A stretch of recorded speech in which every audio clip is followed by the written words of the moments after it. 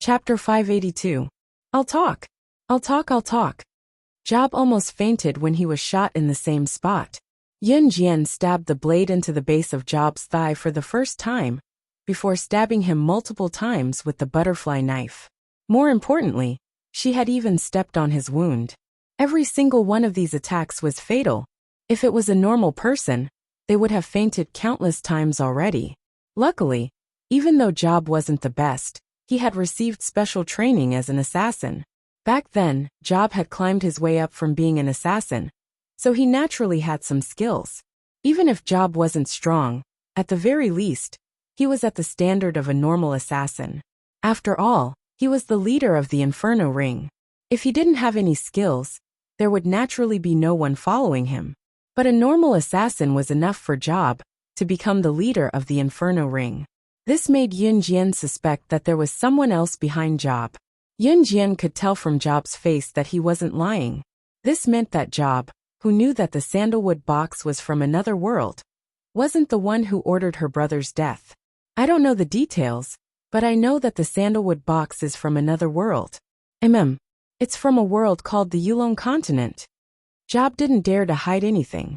He endured the pain and gritted his teeth as he spoke. At this moment, Job had no strength left in his body. Knife wounds, gunshot wounds, and Yun Jian's kick had crippled his leg. If he didn't get treatment in time, he might never be able to stand again. Because he was afraid that Ce would really shoot him, Job continued to speak. He tried his best to tell her everything he knew to eliminate himself as a suspect. The Inferno Ring isn't actually mine. The news you heard from the outside world is wrong. The truth isn't like that at all. I've only been the leader of the Inferno Ring for close to 2 years. You might think that I've been the leader of the Inferno Ring for many years, right? Actually, that's not the case. 2 years ago, I was an assassin who had just made a name for myself. My code name wasn't Job, but a mysterious man came to me and told me that he could make me the leader of the Inferno Ring. He said that he could make me the leader of the Inferno Ring with countless beauties and become the leader of the organization. How can I not agree to such a good thing? Didn't I immediately agree to his request? Later, when I really became the leader of the Inferno Ring, the mysterious man asked Tai Jingang to help me manage the organization. But I found out that before me, there was someone called Job. That person, he was the previous leader of the Inferno Ring. I accidentally found out that he was killed by a mysterious person. I was scared out of my wits at that time, but I didn't dare to make it public. Since you've seen through me today, it doesn't matter. Let's cooperate. I don't want to be killed by the mysterious man. I'm not the Job you think I am. The Job you think I am may have died long ago. I don't know how many people called Job have taken over as the leader of the Inferno Ring. By the way, the mysterious man told me to send Wolfkill to steal the sandalwood box. He was the one who came up with the plan. The sandalwood box is something from another world. The mysterious man told me all this. He seems to be carrying out some plan. I'm telling you all this because I want to cooperate with you. Don't kill me. I've told you everything I know. Chapter 583. In order to survive, Job spilled everything he knew. Of course, he was afraid of dying. This was because he had unintentionally found out that the previous leaders of the Inferno Ring were all named Job. More importantly, those people named Job had never shown themselves in front of outsiders. This meant that without him, the mysterious man could find more people named Job to replace him. This fully explained the scariest thing. He could be killed at any time, just like those people named Job. Hence, when Yun Jian and the rest exterminated the Inferno Ring from the outside, Job decided to come clean. He was not afraid since he was going to die anyway. So he told them everything and begged Yun Jian and Ce to spare his life. He still wanted to live to play with beauties and use the money that he could never spend. Moreover, he had stolen a lot of savings from the Inferno Ring in the past 2 years. The reason why Job had agreed to the mysterious man's request was because he could get many things that he could not get in the past. Are you done? Yun Jian asked with a raised brow. Job held the wound on his thigh and nodded, saying, Yes, I'm done. I've told you everything I know. Let me go, I'm innocent. It was the mysterious man who made me do all these. I didn't want to do all these bad things. Ce raised a brow at Job's words. Yun Jian continued. So the mysterious man was the one who sent Wulsha to kidnap my brother through you? Yun Jian had just finished, but before Job could speak she added. Tell me the truth. Don't even think about being hypocritical in front of me, or I'll slit your neck. Slaying God's authority was not something Job could challenge. Job shrunk his neck, clearly fearful of Yun Jian's gaze. He whispered to Yun Jian, but looked up at Yun Jian in fear, afraid that the butterfly knife in Yun Jian's hand would really slit his neck. However, Job saw that Yun Jian did not make a move, but Ce, who was standing behind Yun Jian, suddenly took out a pistol and aimed it at himself. Just as Job made half a sound, he shot Job's temple with a bang. The bullet entered his temple, and his body fell backward. Job could still hear Ce's arrogant but protective words. Do you think you'll live to see the sun tomorrow? Even if Job did not give the order to kill Xiao Yunju in his past life, he was the one who had sent it to Wulsha. Do you think you'll live? His woman's beloved brother, Job's intermediary, had ordered him to kill him. How could Ce let Job see the scorching sun the next day? Suddenly, the woman kneeling on the ground screamed, and was knocked out by Adam's kick. Young master, Emo's son and I will lead our men to eliminate the remnants of the Inferno Ring. Adam stood in front of Ce respectfully and said to Ce. Ce replied in a magnetic voice. Adam and Emo's son led the Hun members away from the scene. The Kosha mercenaries, on the other hand, had already eliminated the remnants of the Inferno Ring in other places. At this moment, there was only a huge pile of corpses, Yun Jian Ce, and more than 100 advanced special forces members left at the scene. Other than providing assistance, the advanced special forces did not do anything at all, let alone suffer any casualties. Gu Junjian looked at Yun Jian with mixed feelings. Yun Jian stood up on one leg and looked down at the advanced special forces members downstairs. It's easy for me to kill all of you. What was that supposed to mean? The advanced special forces members standing behind Gu Junjian were shocked and frightened. Chapter 584. Yun Jian, are you going to kill us? Xiao Weiming was the first to ask cautiously. He was already trembling in fear. Xiao Weiming's initial disdain for Yun Jian had turned into fear and horror. Now Xiao Weiming was truly frightened, especially now that Yun Jian had said something like that to them. She had actually said that she could kill them easily. Gu Junjian, on the other hand, looked at Yun Jian with a complicated expression. He frowned and looked up at Yun Jian, who was standing on the stairs on the third floor. Her expression was calm. He did not believe that Yun Jian would kill them, because if she did, Yun Jian's kosher mercenaries would officially declare war on Country Z. More importantly, Gu Junjian could tell from Yun Jian's past actions that she cared a lot about Qin Yiru. Moreover, Xiao Yunju was Yun Jian's root. Since Yun Jian had left Xiao Yunju in Country Z, how could she possibly become enemies with them? Perhaps. Yun Jian flashed her pearly white teeth and smiled at Xiao Weiming, who was at the bottom of the stairs.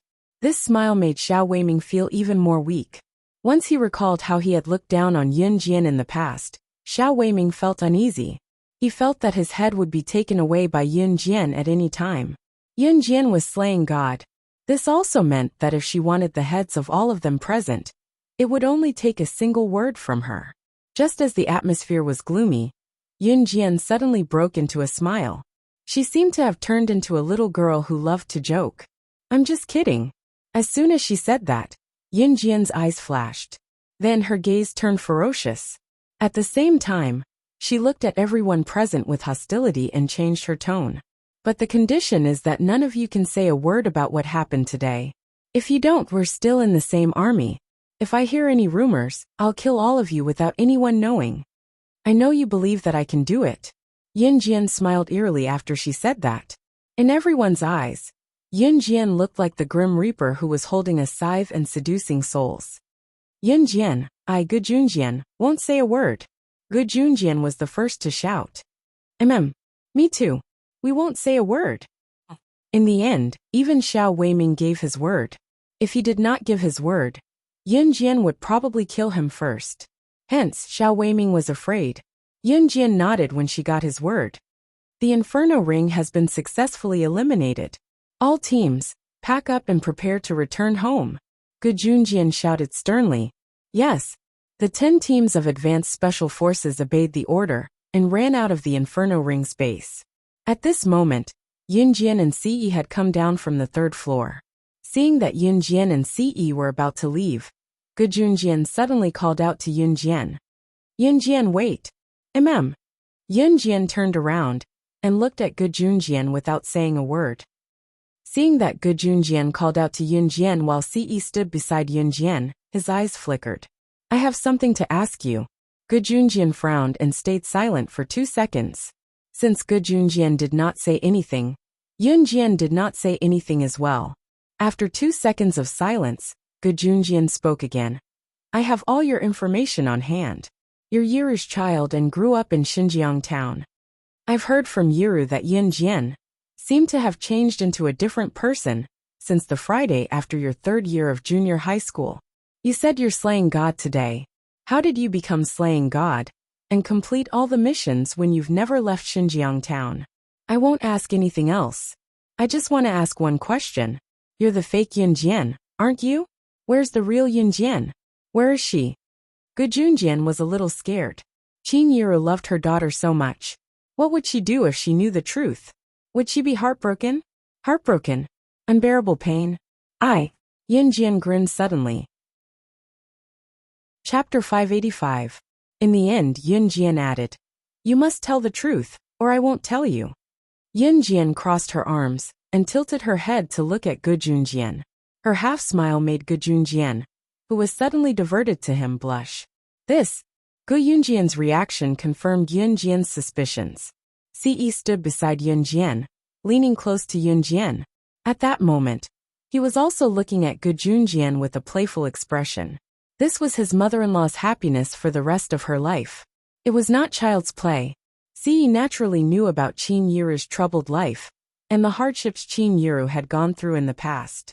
He could feel her care for Qin Yiru and her love for Qin Yiru. Ce was not blind. When he was in Xinjiang town, he had naturally seen the interaction between Gu Junjian and Qin Yiru. Two people's mutual interest was a kind of fate. Under Yunjian's interrogative gaze, Gu Yunjian's face turned red. In the end, under Yunjian and Ce's intense gazes, Gu Junjian said embarrassedly, My relationship with Yiru.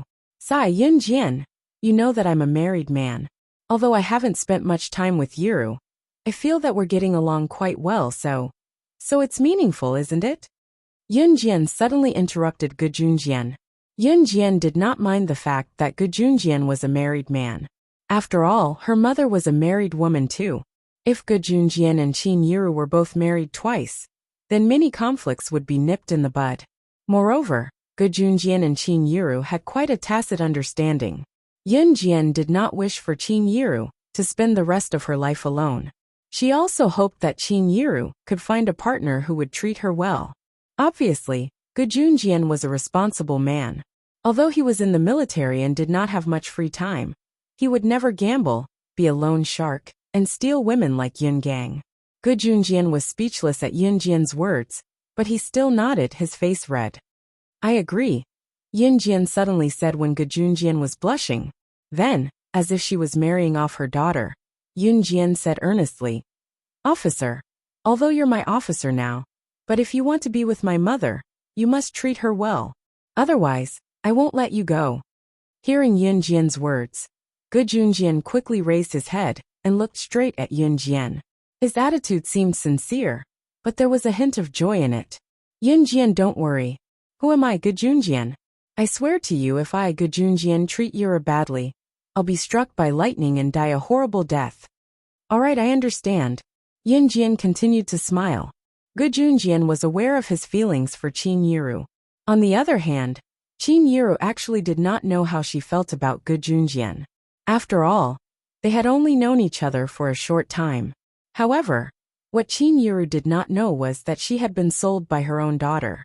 When Yunjian changed the topic, Gu Junjian instantly forgot his initial purpose.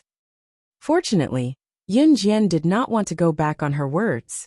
She then began to explain the topic Gu Junjian was talking about earlier. Regarding your question just now, I'm sorry, but I can only tell you one thing. I'm indeed not the real Yin Jian. I don't know where she went either. But you can rest assured, Officer Ge, if I have any bad intentions toward my mother, I'll die without a place to hide. Ge Junjian frowned at Yin Jian's promise, but he soon relaxed. Chapter 586. Yin Jian only swore because ever since her rebirth, Qin Yiru had become the most important person to her. She would never do anything to hurt Qin Yiru, because in her heart, she had already treated Qin Yiru as her own mother. In her previous life, she was abducted at the age of 5 and lived till the age of 16. However, she had never experienced a mother's embrace. Legend had it that a mother's love was great and selfless. Unfortunately, she had never experienced it before. However, after her rebirth, she experienced a mother's love and Qin Yiru's care.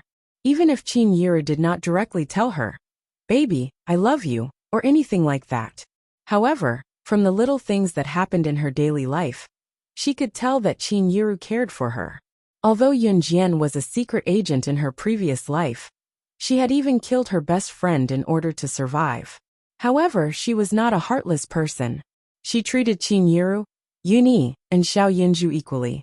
They were her most beloved family members, and the only ones she had now. However, she did not expect that Ce would take her oath seriously. However, the truth was that what Ce said earlier had indeed warmed Yun Jian's heart. "Don't spout nonsense." Yun Jian retracted her hand from Ce's grasp with a blushing face. Yun Jian looked at Ge Junjian again with her slightly flushed cheeks and said, "Officer Ge, I'll have to trouble you to take care of me in the army in the future. I'm just Yun Jian, and I hope that you'll treat me the same way you treat Team Monarch." Yun Jian did not want to be treated differently after Ge Junjian found out about her identity. She joined the army to improve her skills, not to be treated differently by Ge Junjian after they found out about her identity.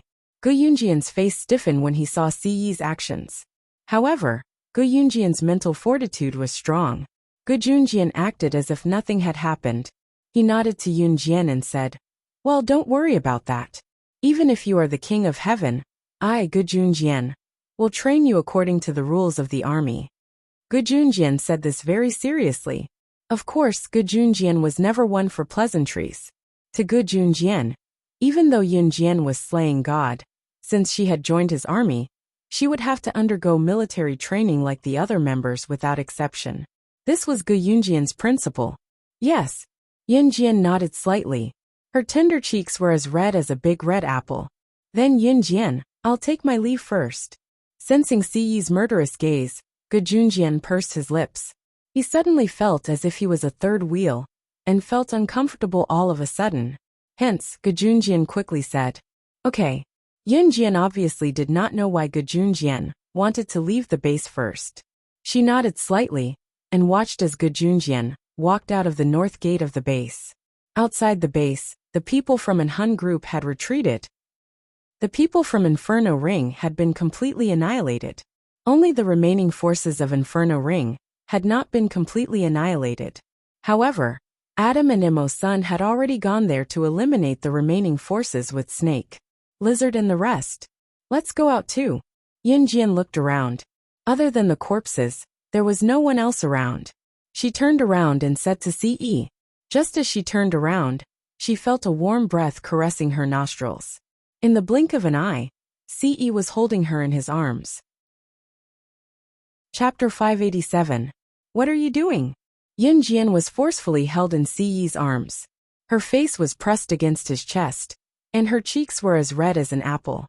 Ce smiled. If they weren't in the Inferno Ring's base, and not in a place filled with corpses, he would have kissed her. "I can't help but want to eat you up, and make you stay by my side forever." Yun Jian couldn't see Ce's handsome face, but Yun Jian could hear his magnetic and seductive voice clearly. Ba-dump ba-dump. Yun Jian could even hear her own heartbeat. Her heart was trembling. Yun Jian opened her small red lips, but no words came out. Ce's words made her feel bitter, but she couldn't help but feel happy. What was wrong with her? "Young master, I've already contacted the Kosha mercenaries higher-ups, Snake, Lizard, the remaining forces of the Inferno Ring, have already been wiped out by the kosher mercenaries. The Inferno Ring has been completely destroyed, you. At this moment, Adam's untimely voice came from the door. Adam had just left Tiny Island when he received Snake Lizard's report before he could go far. The remaining forces of the Inferno Ring had been completely wiped out. Hearing this news, Adam hurried back here, wanting to immediately inform their young master of this news. But he didn't expect to see such an erotic scene the moment he entered the door. Siyi's tall and broad body was hugging Yin Jian's petite and beautiful body. Although the two of them were dressed neatly, Adam could see that something wasn't right. Adam was so scared that he immediately realized that something was wrong. He quickly turned around and said softly, young master, you're busy.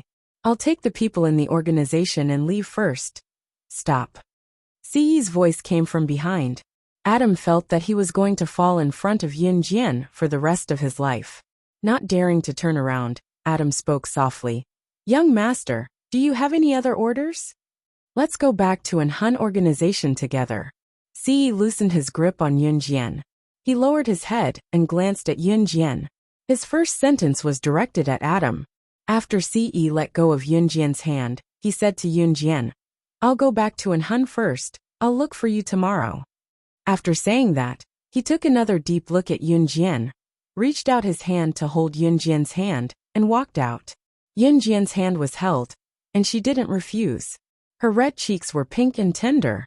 It wasn't until Yin Jian, Gujun Jian, and the others left Taipei Island that Siyi continued to say, I'm leaving first. You go back to China first. We can't go back today. It's nighttime now, the cruise ship isn't sailing. I've already sent someone to book the tickets for tomorrow's cruise back to China, Gujun Jian interjected. By the time they reached Country S, it was already 6 or 7 in the evening. The cruise ship back to Country Z would only sail during the day, so they could only stay here for the night. Siyi nodded. He glanced at Yin Jian a few more times, before turning to jump into the private helicopter that Adam had prepared. Adam piloted the helicopter, and quickly left with Siyi. Seeing that, Gujun Jian didn't stay any longer. He brought Yin Jian and the others back to Country S's pier. They weren't in a hurry to find a hotel. Instead, they paraded along the streets near Country S's pier. Country S is one of the richest countries in the world. I've always wanted to visit this place. An advanced special forces soldier exclaimed in surprise. Me too. Someone immediately chimed in. It was inevitable that Yin Jian, a girl, would attract attention when she walked with over 100 men.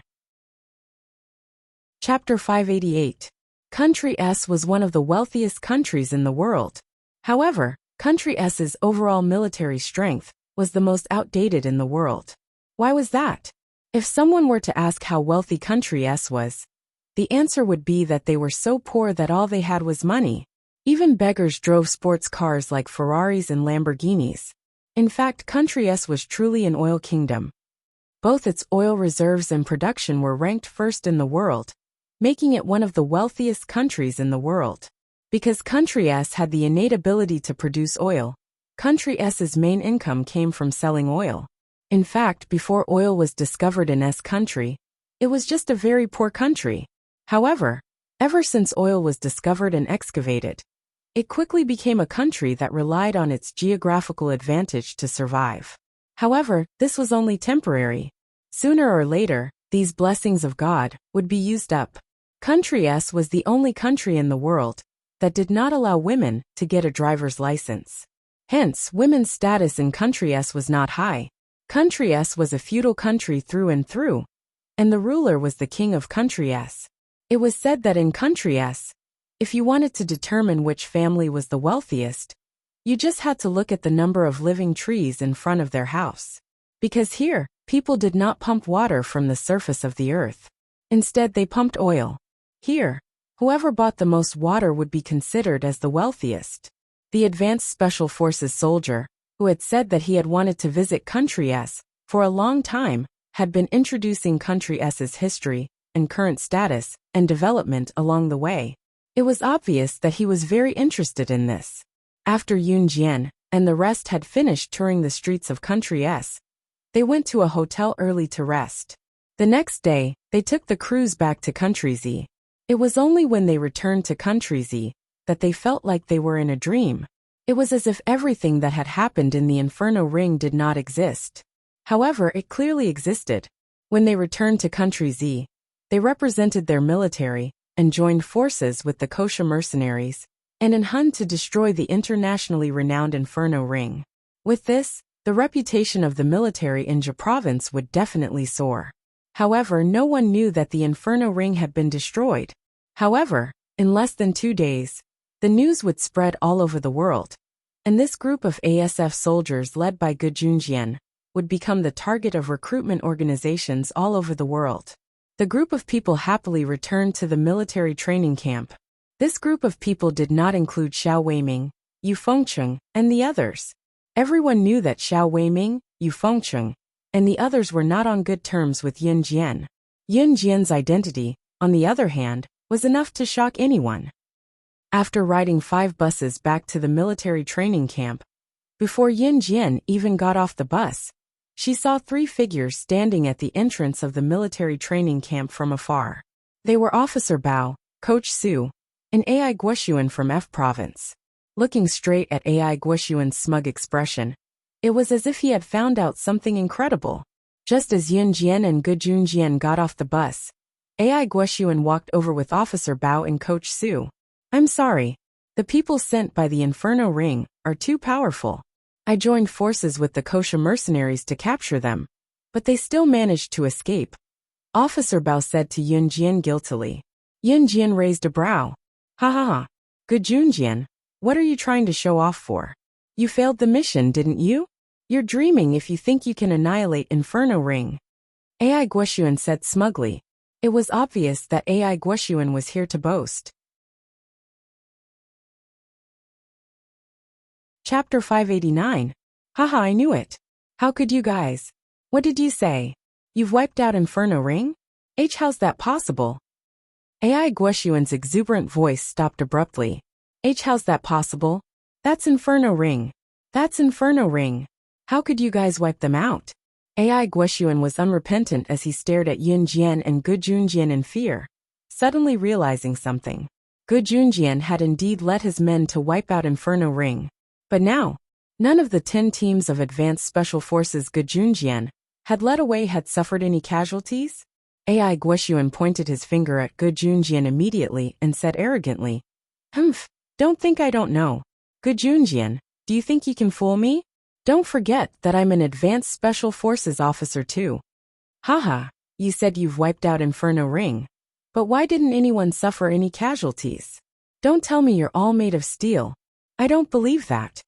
Ai Guoxuan's words sounded reasonable. After all, Inferno Ring was an assassin organization second only to Hun and Kosha mercenaries. Even with Hun and Kosha mercenaries' help, Gu Junjian and his men could not have suffered no casualties, could they? Ai Guoxuan, my army doesn't welcome you. Think whatever you want. But please go back to F province now. Gu Junjian was enraged once he heard Ai Guoxuan's words, reprimanding Ai Guoxuan in return. Ai Guoxuan's heart skipped a beat at Gu Junjian's reaction. After all, Gu Junjian had been his enemy for years, but he had never lost his temper out of the blue. On the other hand, Gu Junjian was enraged because Ai Guoxuan had asked his subordinates why they didn't suffer any casualties. Did Ai Guoxuan mean that there should be casualties among the 10 teams of Advanced Special Forces? Gu Junjian was enraged. Haha. Do you think I want to join your army? I'm leaving now. Gu Junjian. I'll be waiting to see you make a fool of yourself. Ai Guoxuan sneered at Gu Junjian before turning to leave in a huff. No one asked Ai Guoxuan to stay as he walked away. After all, Ai Guoxuan's words earlier had pissed everyone off. What Ai Guoxuan had done was truly detestable. After Ai Guoxuan left, Yun Jian shifted her gaze to Officer Bao and continued. The man sent by Inferno Ring is powerful. It's not your fault that you didn't catch him. Yes, that man is very strong. Even when I worked with the Kosha mercenaries, we couldn't catch him. Officer Bao was still feeling a little guilty, but he still gave a brief description of the situation. Burly and stocky? Does he look strong like he has an endless supply of energy? Yun Jian arched a brow and stared straight at Officer Bao, asking in a tone that sounded like a question, but more like a confirmation. That's right, how did you know? You weren't there at the time. That man was very strong, and many of us were injured. A group of people tried to subdue him, but he managed to escape in the end, Officer Bao said. There was a hint of guilt in his voice. Tai Jingang. Yun Jian narrowed her eyes, her gaze murderous. What? Everyone present was confused. Chapter 590. Yun Jian was also surprised that the Inferno Ring would send a big shot like Tai Jingang to save Hertz's group. After all, Job himself was very weak. The Inferno Ring had always been under Job's control, and had not been destroyed or replaced by others because of Tai Jingang. More importantly, Tai Jingang was the mysterious man that Job had mentioned. This made Yun Jian furious. She wanted to kill Tai Jingang. But now was not the time. Tai Jingang had escaped, and after knowing that the Inferno Ring had been destroyed, Tai Jingang would never return to the Inferno Ring. In other words, Job was dead, but her brother's death had not been avenged. According to the dead Job, Yun Jian found out that the mysterious man and Tai Jingang were most likely from the Yulong continent. Just like Lan Su, they had come out of the stone cave in the ancient tomb. Speaking of the stone cave that led to another world, perhaps the stone cave could deter countless powerful masters in the world, but it could not stop people from the Yulong continent from coming here. Yun Jian had heard from Lan Su that there were not many people as powerful as Lan Su in the Yulong continent. But it was not difficult to pass through the stone cave. Lan Su had said that the stone cave, which was the transportation portal from Earth to the Yulong continent, was created by the Divine Lord. When the Divine Lord created the stone cave and stone door, he did not set any difficult barriers. As long as one could pass through the arrow of the stone cave, one could travel back and forth between the two worlds. Hearing Yun Jian say that the mysterious man was Tai Jingang, the top figure in the Inferno Ring, Officer Bao and Coach Su shivered. Tai Jingang of the Inferno Ring was not ranked internationally, but Officer Bao and Coach Su had heard of his name. He was a terrifying existence that killed without batting an eyelid. Officer Bao and the others were not killed when they confronted him. Although a few of them were injured, none of them died. At that moment, Officer Bao felt as if he had just escaped death. After recovering from the shock, Officer Bao and Coach Su bade farewell to Yun Jian and Gu Junjian. Officer Bao and Coach Su had come to explain the situation to Yun Jian and Gu Junjian. Now that they had said their piece, they did not stay any longer. Yun Jian and Gu Junjian did not stay any longer either. Yun Jian reminded Officer Bao to be careful in case Tai Jingang came to find them. Officer Bao gave them a friendly gesture and left. Yun Jian, come with me. After the advanced Gu Junjian and Yun's orders, Gu Junjian then led Yun Jian to Team Monarch's training ground. From a distance's eyes they the Jingang the ring. Look, Yun Jian and Officer Gu are back safe and sound. I told you it's just the Inferno Ring. Haha, my Yun Jian and our brave and heroic Officer Gu Junjian won't fail. Chu Ning was the first to run over. Yun Jian, how is it? How is it? I was so worried. Right, why are you guys back so soon? Chu Xiangnan ran behind Chu Ning and asked Yun Jian with Chu Ning between them. The six of them stood up one after another. Inferno Ring has been annihilated successfully. Yun Jian smiled. All right, Inferno Ring has been completely annihilated. It's all thanks to Yun Jian. Gu Junjian chuckled before he relayed the latest notification from his superior that he had received from his phone. Chapter 591. Gu Junjian was the latest to receive the news, and he was stunned when he first read it. Military schools were places where the country focused on nurturing military talents. At the same time, the cutoff for enrolling in a military school was quite high. Yun Jian's 7-member Team Monarch could be considered Gu Junjian's superior to have opened the channel and sent them in directly. Gu Junjian paused and turned his gaze to Yun Jian. He said to Yun Jian, Yun Jian, you're in your 3rd year of middle school now. The lowest grade in a military school is the high school section. You'll have to wait until you're done with your 3rd year of middle school exams and enroll in your 1st year of high school. It was a helpless move. After all, Gu Yunjian's superior had already arranged for the 7 members of Team Monarch to enroll in a military school. In a place like a military school, the lowest grade was the high school section. Among the 7 members of Team Monarch, Yunjian was the youngest. In comparison, other than Yunjian, the other 6 members were already in high school. Chu Xiangnan, Lu Shiyin, and the others were already in university. They were considered to have transferred to a military school directly. However, Yunjian would only be in the 2nd semester of her 3rd year of middle school, when school reopened after the new year. Once she was done with her 3rd year of middle school, she could enroll in a military school directly from high school. Yunjian nodded. Enrolling in a military school was not a problem for her. Moreover, enrolling in a military school would allow her to improve her skills better. Why would she not do it? However, due to her lack of age and grade, Yunjian was not in a hurry to enroll in a military school. Although Gu Junjian was aware of Yunjian's identity, he treated everyone equally. He could not possibly forbid Yunjian from enrolling in a military school, just because Yunjian was strong. However, Yunjian's grade was not up to the standard, and there was nothing he could do about it. The moment Gu Junjian finished his announcement, Chu Ning and the others were overjoyed. As soon as school started, they would be able to transfer to the same school, and it would be a military school. That's great.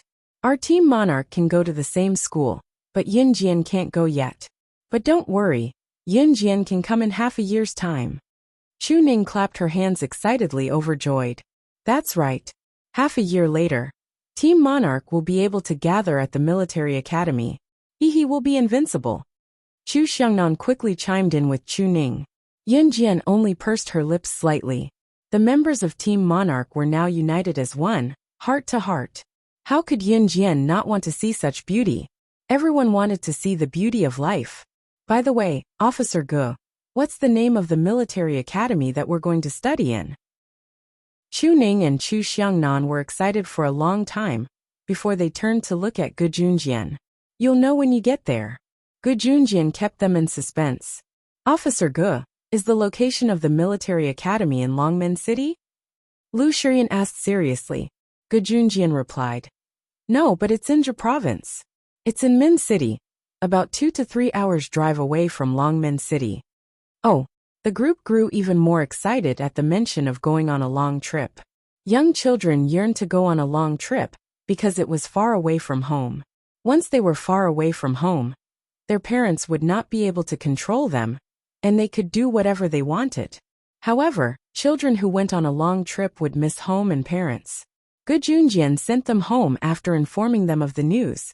Gu Junjian was the last to send Yunjian home, because he wanted to shamelessly go to Yunjian's house again. Gu Junjian drove Yunjian back to Xinjiang town in the jeep. From afar, Yunjian saw Lan Su playing hide-and-seek with Xiao Yunju with a piece of white gauze over his eyes. Chapter 592. It was a happy chuckle. Gu Junjian drove the jeep and parked it at the entrance. Xiao Yunju was still playing hide-and-seek with Lan Su when his beady eyes caught the familiar jeep driving over. He ran over happily. Jie Lan Su, hurry up. My Jie's back. Uncle Ji's back too. As he spoke, Xiao Yunju was already sprinting over to Yunjian and Gu Junjian with his short legs. Jie, Uncle Gu, where's Si Gij? Xiao Yunju grabbed Yunjian's hand and called out energetically. Your Si Gij isn't here yet, Yunjian answered. 2 silhouettes came out of the house at the same time. It was Qin Yiru. Qin Yiru was carrying a lot of things while Yunyi was following behind Qin Yiru. Xiao Jian, you're back? Officer Gu, you're here too? I was planning to go back to Longmen City. Qin Yiru put down the things quickly and wiped her dirty hands on her pants while looking at Gu Junjian. Qin Yiru came over to greet him. Gu Junjian, do you want to come in and have a seat? Qin Yiru was planning to catch the last bus back to Longmen City in the afternoon. She had stayed at Zhang Meihua's house for too long after all. Zhang Meihua's house was actually her brother's home. Her brother had a family now and Qin Yiru had stayed here for a long time. She planned to go back to Longmen City. It's okay. Gu Junjian went over to help Qin Yiru carry the things before changing his mind. I'm going back to Longmen City as well. I'll bring you guys back since it's on the way. How can I accept that? Qin Yiru was still very polite. After all, Gu Junjian was not related to her at all. Why would he help her? Why are you embarrassed? Hurry up, Gu Junjian said as he helped Qin Yiru to carry the things into his jeep.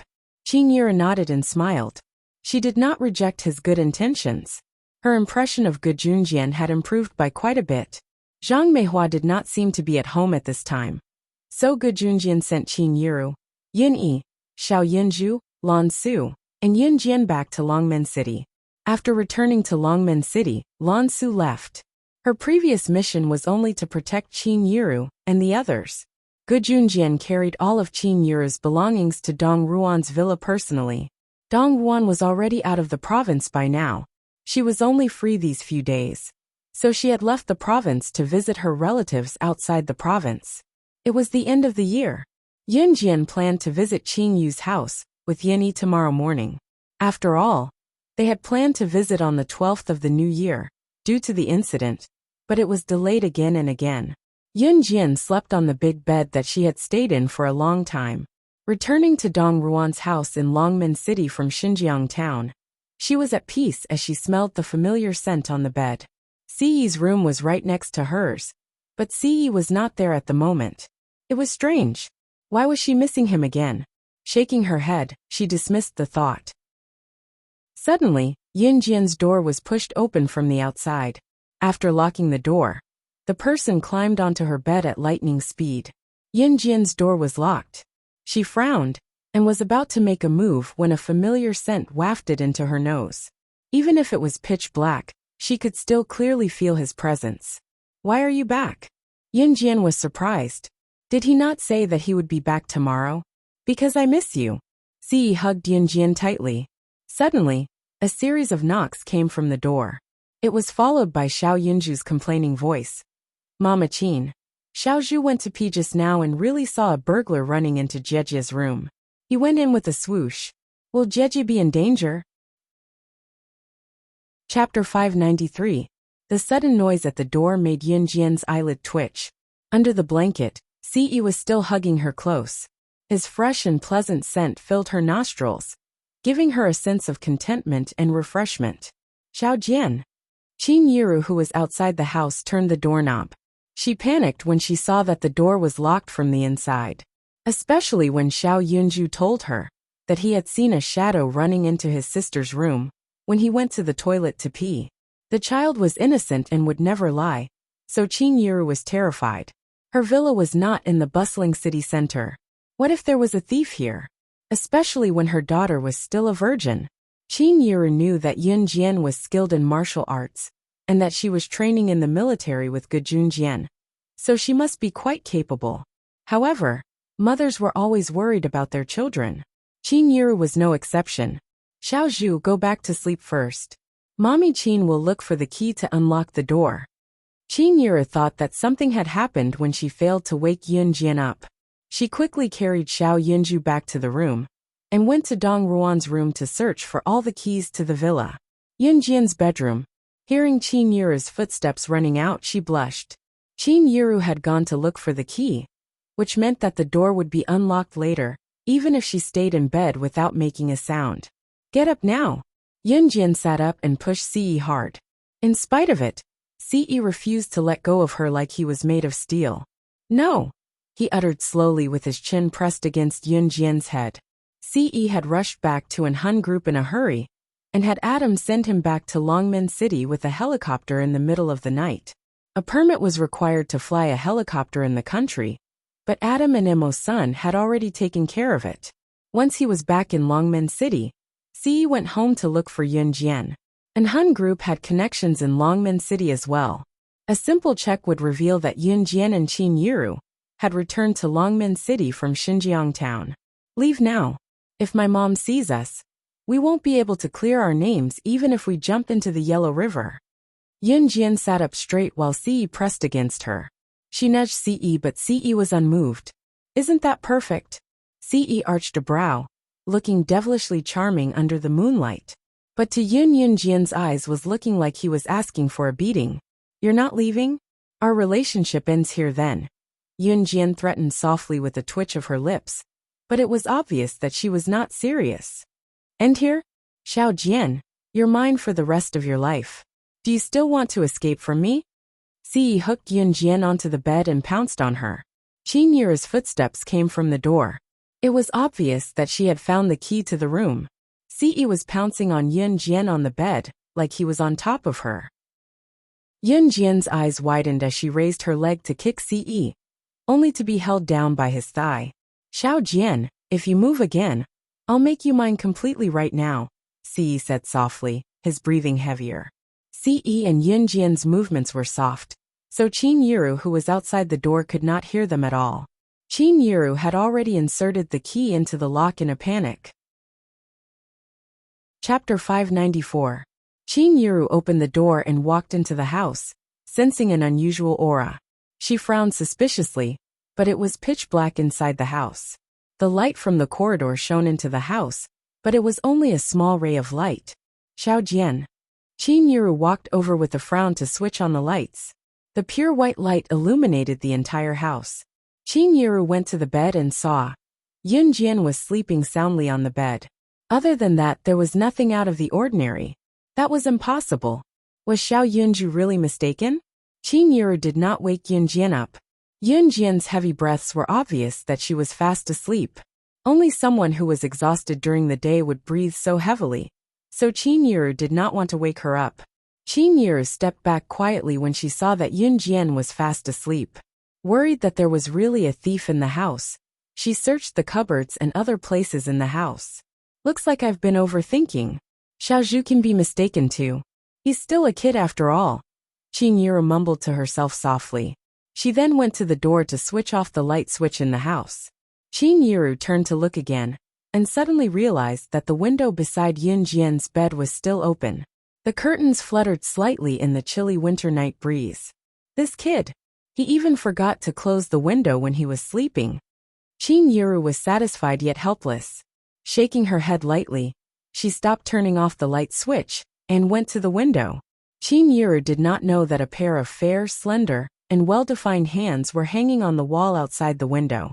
If there was someone outside the mansion, and it was broad daylight, that person would be able to see Ci's 1.85 meters tall frame, hanging on the wall with one hand hanging there easily. If there was someone else, they would probably be screaming in fright. Adam and Emo's son would probably be screaming if they saw it. How dare our young master do such a perverted thing for a woman? Qin Yuru felt that the atmosphere was a little strange. She stuck her head out of the window and peered down. When she did not see anyone, she finally closed the door and windows in relief, before switching off the light switch in Yunjian's room, and locking it after closing the door. She locked it this time because Qin Yuru was afraid that if there was really a thief, the thief would enter Xiao Jian's bedroom, directly from outside the house. What she did not know was that her locking of the door had increased the thief's theft. It was only when Qin Yuru closed the door that Yunjian woke up from her pretending to be asleep.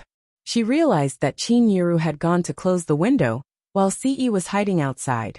She thought about it, and got up to find a pair of slippers under the bed to go to the window. Just as she was about to open the window, she remembered that Ce had refused to leave and hugged her tightly.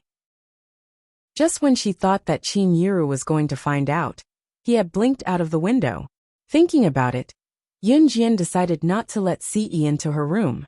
However, considering that he would catch a cold outside, she could not help shouting out the window worriedly, "Go back to your room quick. See you tomorrow." With that, Yunjian crawled to her bed in the dark under the moonlight. Just as she did so, she felt the cold wind blowing in from the window behind her. A large and slender figure hugged her instantly. Familiar and alluring words came from behind her. "Xiao Jian, do you think I can't come in just because you locked the window?" Chapter 595. It was just a locked window. It was nothing to Ce. Being hugged by Ce out of the blue, and pressed down on the bed, her cheeks flushed crimson. "Did we do anything just now? Get up, I'm going to sleep." Yunjian pretended that she did not understand anything, but she was already blushing uncontrollably. She blushed like a child who had tasted the forbidden fruit. Yunjian pushed Ce away. Ce did not make things difficult for her this time. Suppressing his desire, he turned over and held Yunjian's hand, facing her sideways. He kept his eyes on Yunjian. Okay, go to sleep. Ce's gentle voice was like the spring breeze in summer, intoxicating and irresistible. This time, Yunjian really closed her eyes. Perhaps it was because she had not been sleeping soundly recently after wiping out the Inferno ring. Or perhaps it was because too many things had happened recently. Yunjian fell into a deep slumber peacefully under Ce's gaze. While she was fast asleep, Yunjian could still feel Ce's firm embrace. His embrace was so warm that it gave her a feeling of being enveloped in fresh air, making her feel extremely relaxed. Xiaojian. Yunjian could still hear his gentle voice calling her nickname in her dreams. After Yunjian fell asleep, Ce did not. Extending his long bony fingers, he only touched Yunjian's forehead gently after making sure that she was sound asleep. He slid his hand from Yunjian's forehead down to Yunjian's neck and collarbone.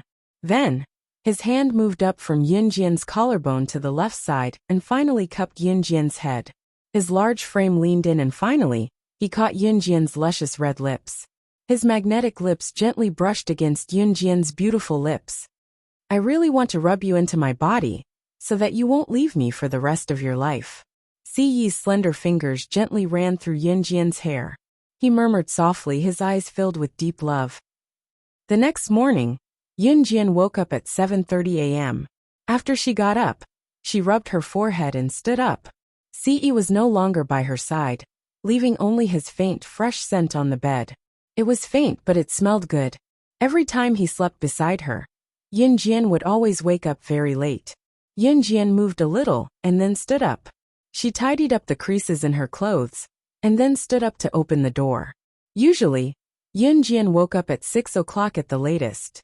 She usually woke up at 4 o'clock, went out for a morning run around 5 o'clock, and came back around 6 o'clock. 7:30 a.m. was already very late for Yunjian. Just as Yunjian came downstairs, she saw a towel hanging on her brother Yunyi's shoulder. It was obvious that he had just come back from working out. Although it was winter, Yunyi was so hot that he was only wearing a t-shirt that exposed his muscular arms.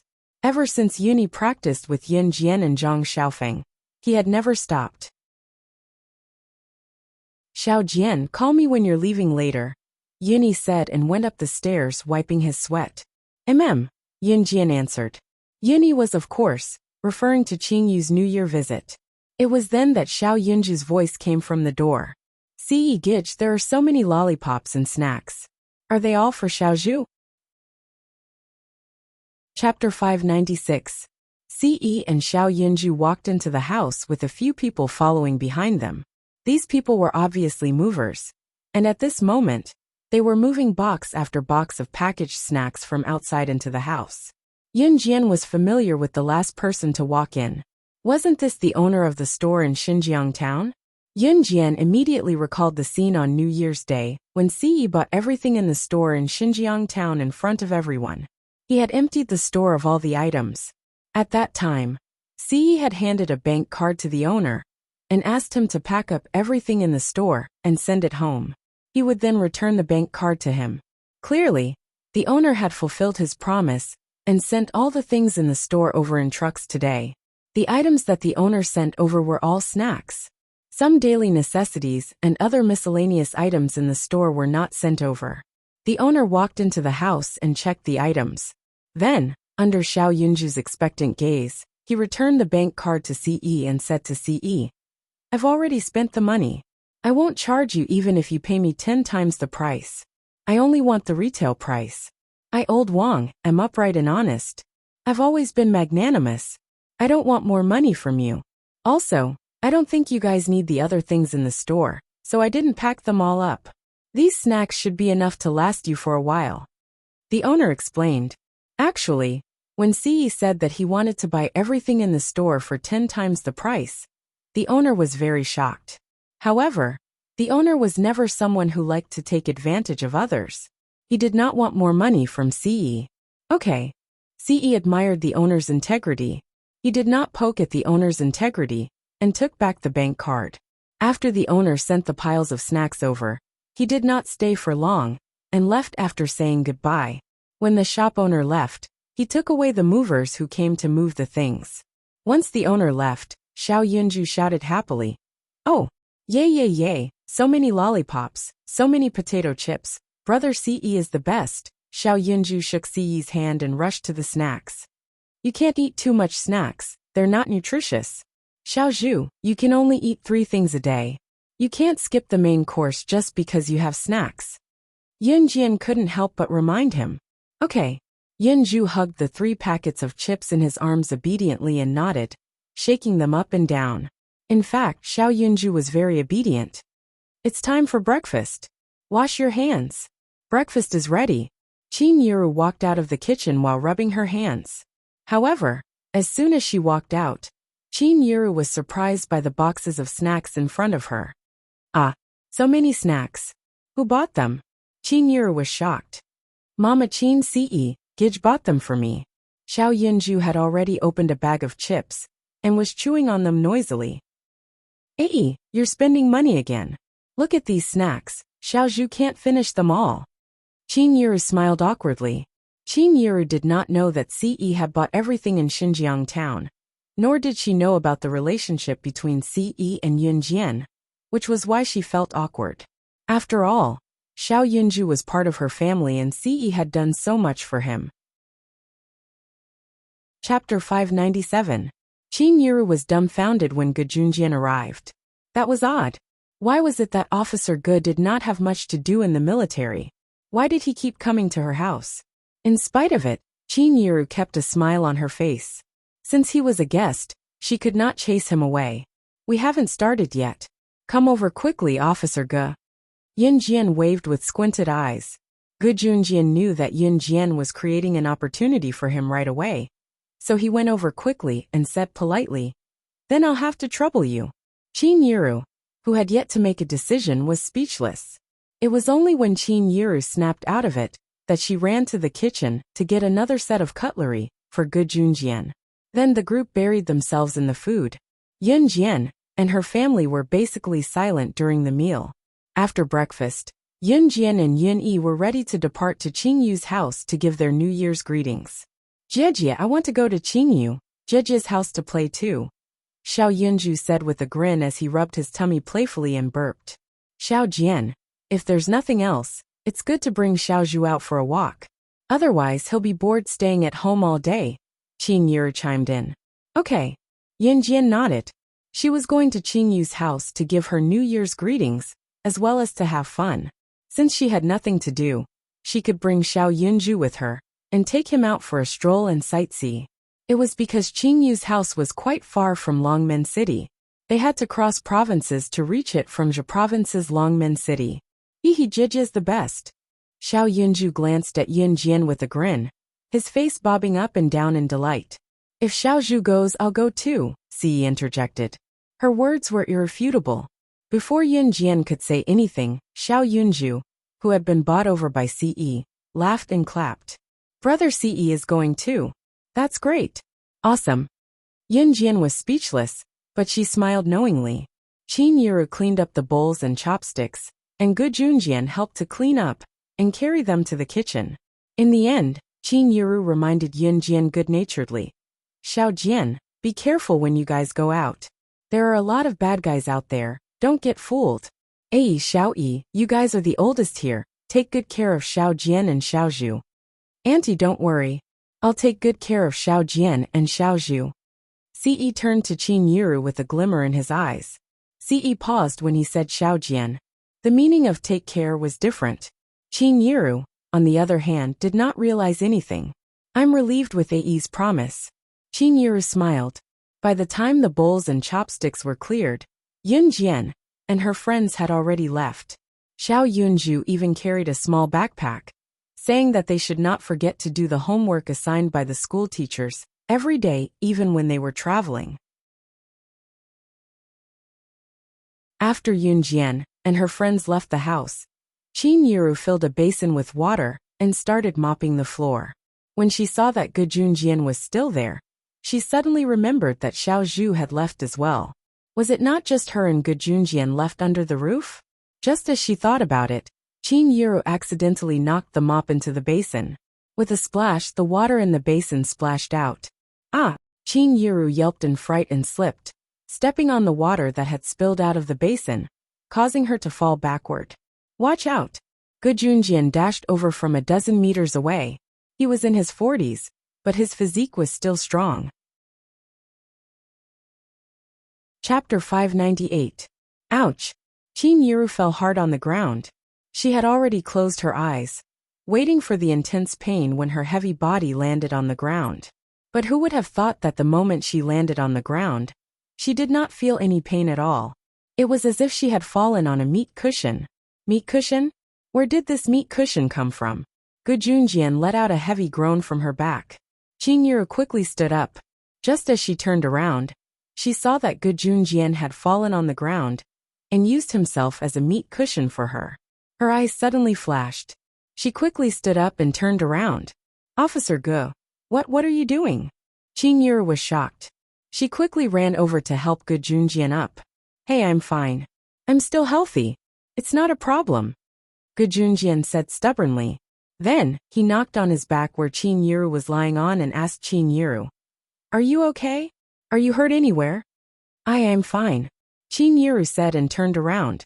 If Gu Junjian looked carefully, he could even see that Chin Yuru's eyes were filled with tears. Chin Yuru did this because she was touched. Although her son and daughter were filial, they could not stay by her side all the time. Gu Junjian was not related to her, but he would rather protect her than get hurt. Chin Yuru was very touched. Very touched. She even felt that if Yun Gang had treated her 1/10, as well as Gu Junjian, she might have been able to spend the rest of her life with Yun Gang. Don't cry. What's wrong? Gu Junjian naturally realized that Chin Yuru was carrying him. Her tears fell down. He was so shocked that his face froze. He was at a loss. No, it's nothing. Officer Gu, I suddenly thought of my ex-husband. If my ex-husband could be even 1/10 as good as you, I would be willing to spend the rest of my life with him. Chin Yuru's eyes were brimming with tears. Am I that good? I'm not as good as you say. If I were that good, my ex-wife wouldn't have divorced me. Gu Junjian was shocked. Then, he felt a little sad after hearing what Chin Yuru said. Officer Gu, don't talk about yourself like that. In the eyes of us women, you are the best husband. Your ex-wife didn't have foresight. Otherwise, how could she leave you, who is so outstanding? If it were me, I wouldn't leave you even if you beat me to death. Since they had talked about it, Chin Yuru opened her heart and began to talk freely. Then, why don't we get married? Gu Junjian's next words shocked Chin Yuru. Chin Yuru was stunned for 3 seconds. She finally opened her mouth and said blankly, Officer Gu, please don't joke around. Gu Junjian took the opportunity to hold Chin Yuru's hand and said to Chin Yuru, I'm not joking. We're not young anymore. Our children are growing up soon. If you're willing, let's get married and spend the rest of our lives together. If you don't agree, Gu Junjian won't force you. Chin Yuru hesitated when she saw the sincerity in Gu Junjian's eyes. Alright, I won't force you. Yuru, think about it. Gu Junjian laughed and became serious again. But I'm serious about this. We've been through this before, even though we haven't known each other for long. I'll wait for your answer. As he spoke, Gu Junjian helped Chin Yuru clean up the water stains on the floor. After he tidied up everything, he bade her farewell and left. Chin Yuru, on the other hand, fell into a deep silence. Honestly, it was not that she did not have feelings for Gu Junjian. Although she and Gu Junjian had not known each other for long, the chemistry between them was unusually good when they chatted with each other. Some people did not need to know each other well, but they were born as if they were old friends who had known each other for decades. Chapter 599. Now that Gu Junjian had divorced his ex-wife, and she was divorced from Yun Gang, there was no way she would reconcile with Yun Gang again. Now that there was such a great opportunity before her, of course, she would not miss it. Chin Yuru was someone who had lived half her life and could read people's minds. To Yun Gang and the others, she might be a good tool to earn money, but to Gu Junjian, who was in a high position, he would not gain anything from her. It was apparent that Gu Junjian truly had such intentions. Qin Yiru did not think that she was the kind of person who would cling to power. She did not care how high Gu Yunjian's position was. She really thought that she could get along well with Gu Junjian. Now that Xiao Jian and Xiao Yi were grown up, their children would have to leave sooner or later. Qin Yiru thought that if she were to find a partner in the future, she would have to find someone who was compatible with Gu Junjian. She could not marry someone she was dissatisfied with. It was undeniable that Qin Yiru wanted to agree to Gu Yunjian's suggestion right away. After all, it was not like she had no feelings for Gu Junjian. However, Qin Yiru was afraid that if she agreed, what if Xiao Jian and Xiao Yi did not agree to it? Therefore, Qin Yiru thought that she would ask for Yun Jian and Yun Yi's opinion when they came back. On the other hand, Yun Jian, Yun Yi, and Xiao Yunju had already stepped out of the house. At the same time, F Province's military training camp. Chief Yuan was Gu Junjian and Ai Guoxuan's commanding officer. He was also F Province's commanding officer, so his position was the same as Zhe Province's commanding officers. Currently, in F Province's military training camp, Chief Yuan had gathered Ai Guoxuan and the other captains of the advanced special forces in his office. Officer Yuan, why did you summon us in such a hurry? Is there a secret mission? A tall and muscular man asked Officer Yuan. In this office, Officer Yuan's position was the highest. Ai Guoxuan, who had rushed here after receiving the notice, was rather confused as well. Officer Yuan was standing on the podium. His dark eyes scanned the audience. And then he said in a serious tone, I heard that our F Province's army was also invited to the mission to eliminate the Inferno Ring. Why didn't you join in the end? Who was the one who came to such a conclusion, without consulting me? The group of officers sitting below looked left and right. Ai Guoxuan suddenly stepped forward and said, It's me. He was the one who rejected Yun Jian's invitation and refused to work with Han and Kosha mercenaries. Today, it was most likely that the idiot Gu Junjian had brought his men to work with the unreliable organizations like Han and Kosha mercenaries. In the end, they were all wiped out, right? In any case, he would rather die than believe that Gu Yunjian's army could really wipe out the Inferno Ring. The Inferno Ring has been wiped out. There were 3 batches of men who wiped out the Inferno Ring, Han and Kosha mercenaries. These 2 organizations were powerful, so the people in the underworld had nothing to say. But there was another group that I didn't expect. They were the 10 teams of advanced special forces, led by Zhe Province's Gu Junjian.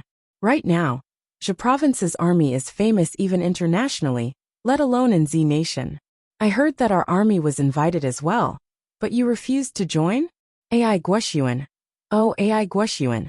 How dare you decide on such an important matter without informing me? Chief Yuan pointed at Ai Guoxuan and scolded him.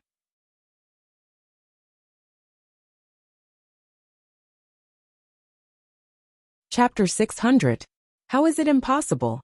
Chief Yuan yelled and grabbed a handful of newspapers in front of him, smashing it on Ai Guoxuan's face. Take a good look. Take a good look. Who doesn't know that Inferno Ring has been annihilated? This has caused a huge uproar internationally. Chief Yuan raised his voice. With that, Gu Yunjian's military gained a great reputation. Even the key international military forces were throwing a football at Gu Yunjian's 10 ASF squads. Even if Gu Yunjian's 10 ASF squads were not that powerful, they had participated in the annihilation of Inferno Ring. With such a thing in place, his future was bound to be limitless. This was what Chief Yuan resented. Ai Guoxuan had rejected Yun Jian's invitation for such an important matter. If it were not for Officer Bao who reported it to him, he would probably still be in the dark. Ai Guoxuan quickly picked up the newspaper and skimmed through it. His attention was drawn to the bright red words at the top of the page. Shocking! The internationally renowned assassin organization, Inferno Ring, was annihilated by 3 different forces. The eye-catching line of bright red words on the front page made Ai Guoxuan's heart skip a beat. Suppressing his shock, Ai Guoxuan quickly took the newspaper and read under the bright red words. The officers present could clearly see Ai Guoxuan's complexion slowly turning from rosy to pale. How is this possible? Inferno Ring has really been annihilated.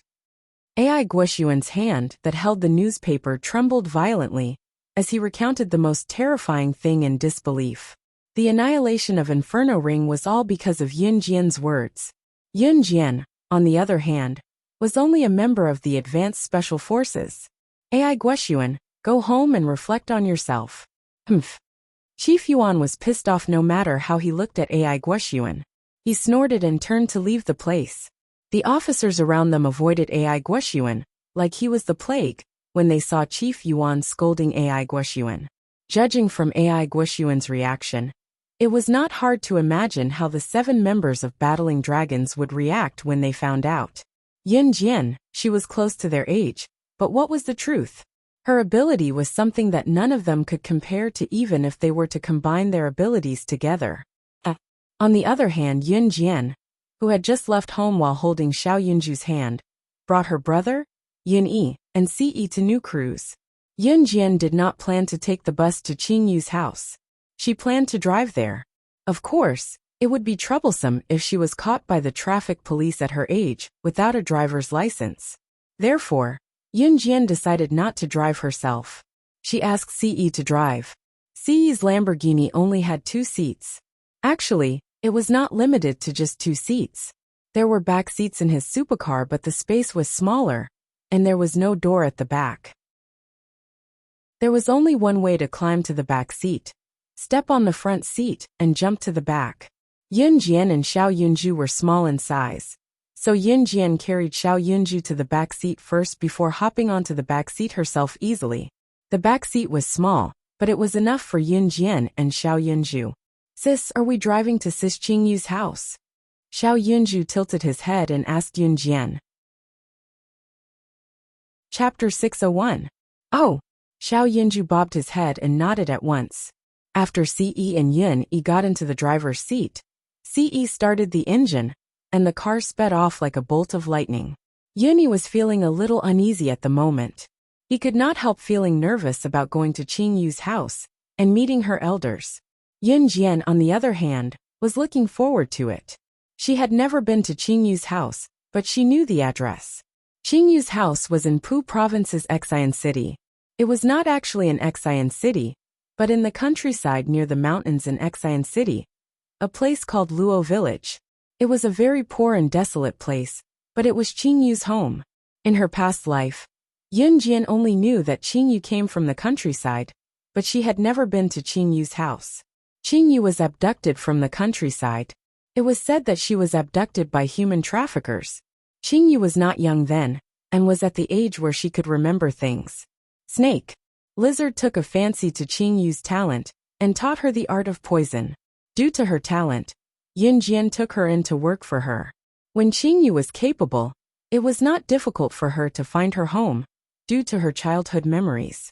Before they came, Yun Jian picked out a few items that could be used for New Year's greetings from the pile of snacks sent by the shop owner, and brought them along. These items were not actually worth much. If Qing Yu wanted them, she could buy them in bulk with her wealth. In spite of it, Yun Jian knew that the people of Country Z focused on socializing during the new year. Gifts did not need to be expensive as long as there was sincerity. Therefore, Yun Jian did not plan to buy anything that was too expensive. The car took the highway from Longmen City and drove for 7 to 8 hours before they arrived at Xian City. It was a long journey, and it took a lot of time to travel from Xian City to Luo Village. It was only when they arrived at Luo Village's entrance that Yun Jian shook Xiao Yunju awake. Jie, have we arrived?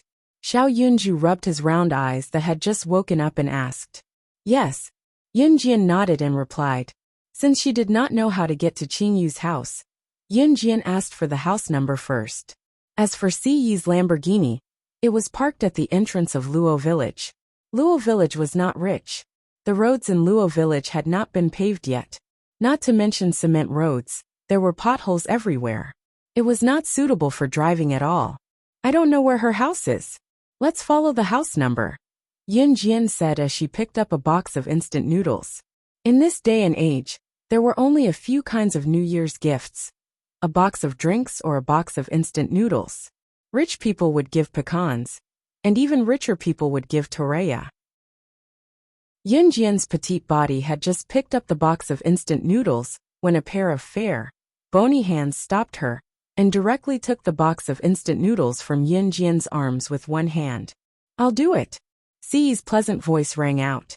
He then carried the box of instant noodles with one hand and grabbed Xiao Yunju, who had just woken up, with the other, heading to Luo village without a word. Yin Jian smirked. Seeing that her brother Yin Yi was also heading to Luo village with a box of Wangzai milk, she quickly followed. Yin Jian did not know the exact location of Qing Yu's house. She only found it after asking a few passers-by. It was already 5 o'clock. The sun was setting in the west and dusk was approaching.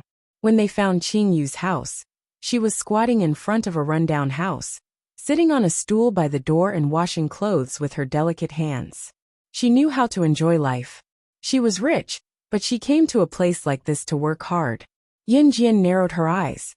She stood between two tall silhouettes and was about to lead Yin Yi and Ce there. A group of young boys and girls suddenly walked out of Qing Yu's house. In the middle of the group stood a young girl who looked 90% similar to Qing Yu. Chapter 602. As soon as the girl who resembled Qing Yu finished speaking, the group of young men and women around them burst into laughter. Qing Yu, who was washing clothes at the front yard, was unmoved. The girl was none other than Qing Yu's biological sister from the same father and mother, Lu Qi. Qing Yu's original name was Lu Xian before she was abducted. Qing Yu was only her code name. When Yin Jian saw Qing Yu, she was still washing a big basin of clothes at the front yard. The basin was filled with clothes, and there was a washboard beside it. Qing Yu was currently washing a piece of clothing. All four of them could hear Lu Qi's voice. With a frown, Yin Jian led the trio over to her side in quick strides. "Get her out! Get out of our house! Get out of our house! It's all her fault that Mom died. It's all her fault.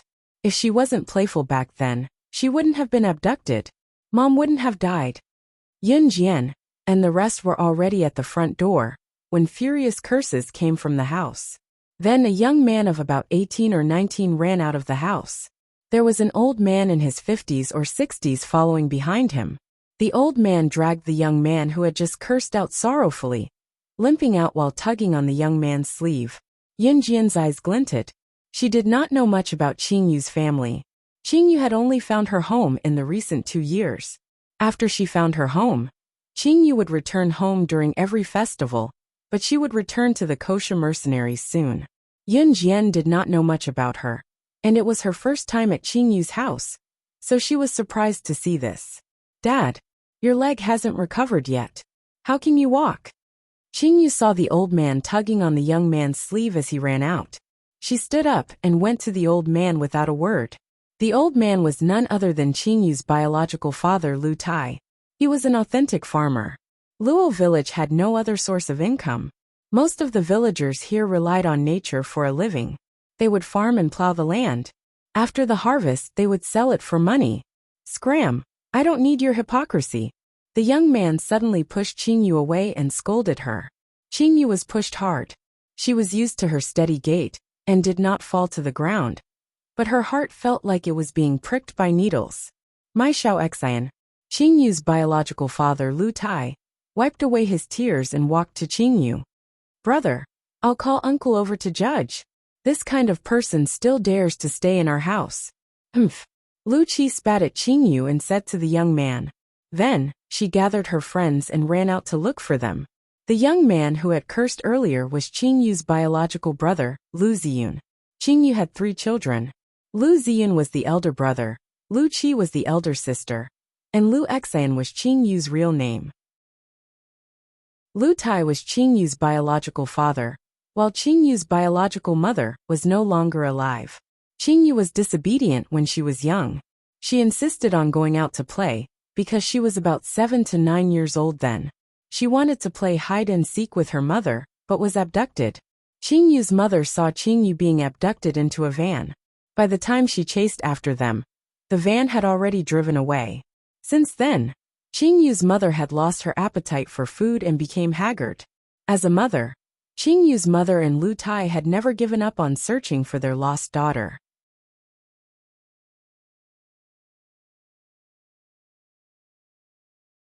Chapter 603. After Qingyu went missing, her parents had spent almost all of their fortune to find her. They were poor, but Lu Tai and his wife, who was Qingyu's mother, had never given up on searching for their missing daughter. Those who had not experienced it would never be able to understand.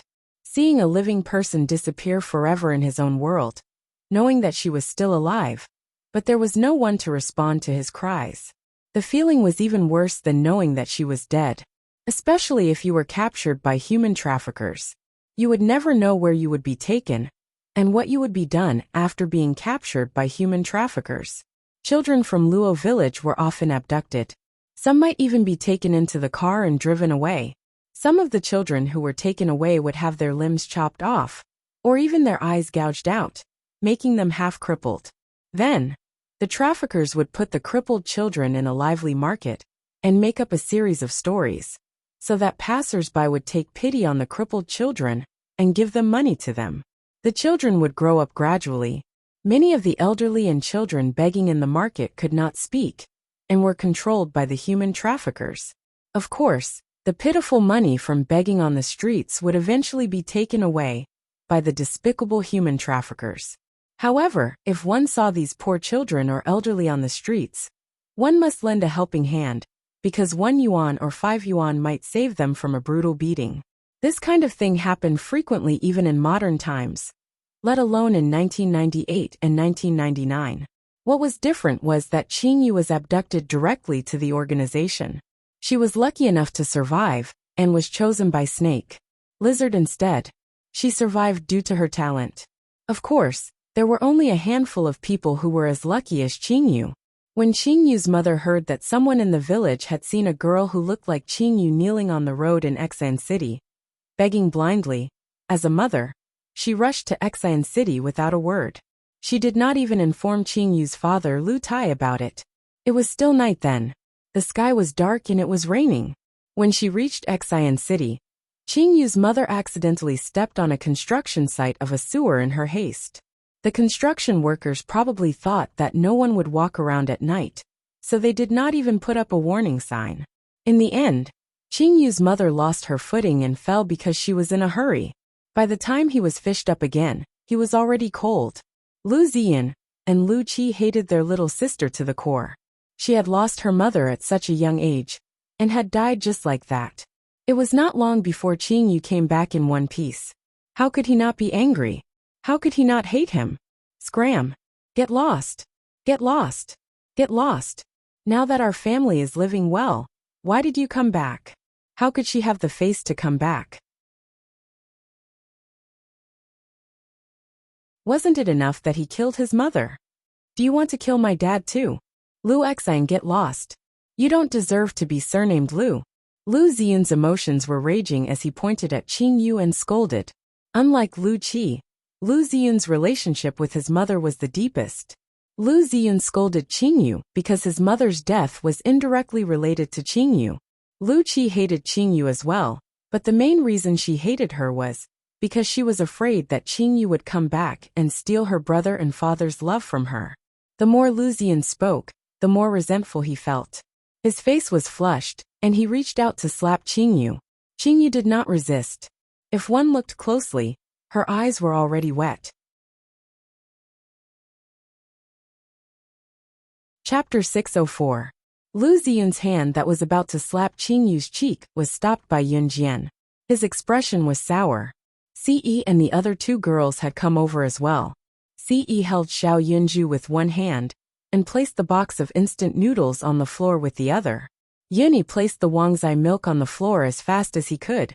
His brows were locked in a frown, having heard how Lu Ziyan and Lu Qi had spoken to Qingyu. How could Yuni not be pissed when the person he missed was standing right in front of him, and she was crying? Yuni went over and stood in front of Qingyu, blocking Lu Ziyan's path. And who are you? Lu Ziyun's tone turned haughty when he saw Yun Jian out of the blue.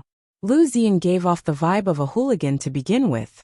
Not to mention, there was a tattoo on his collarbone.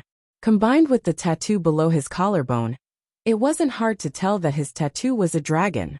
Lu Ziyan was already 18 or 19 years old, but he had quit school long ago. Now he was in Xian City's underworld, working with gangs and earning some money.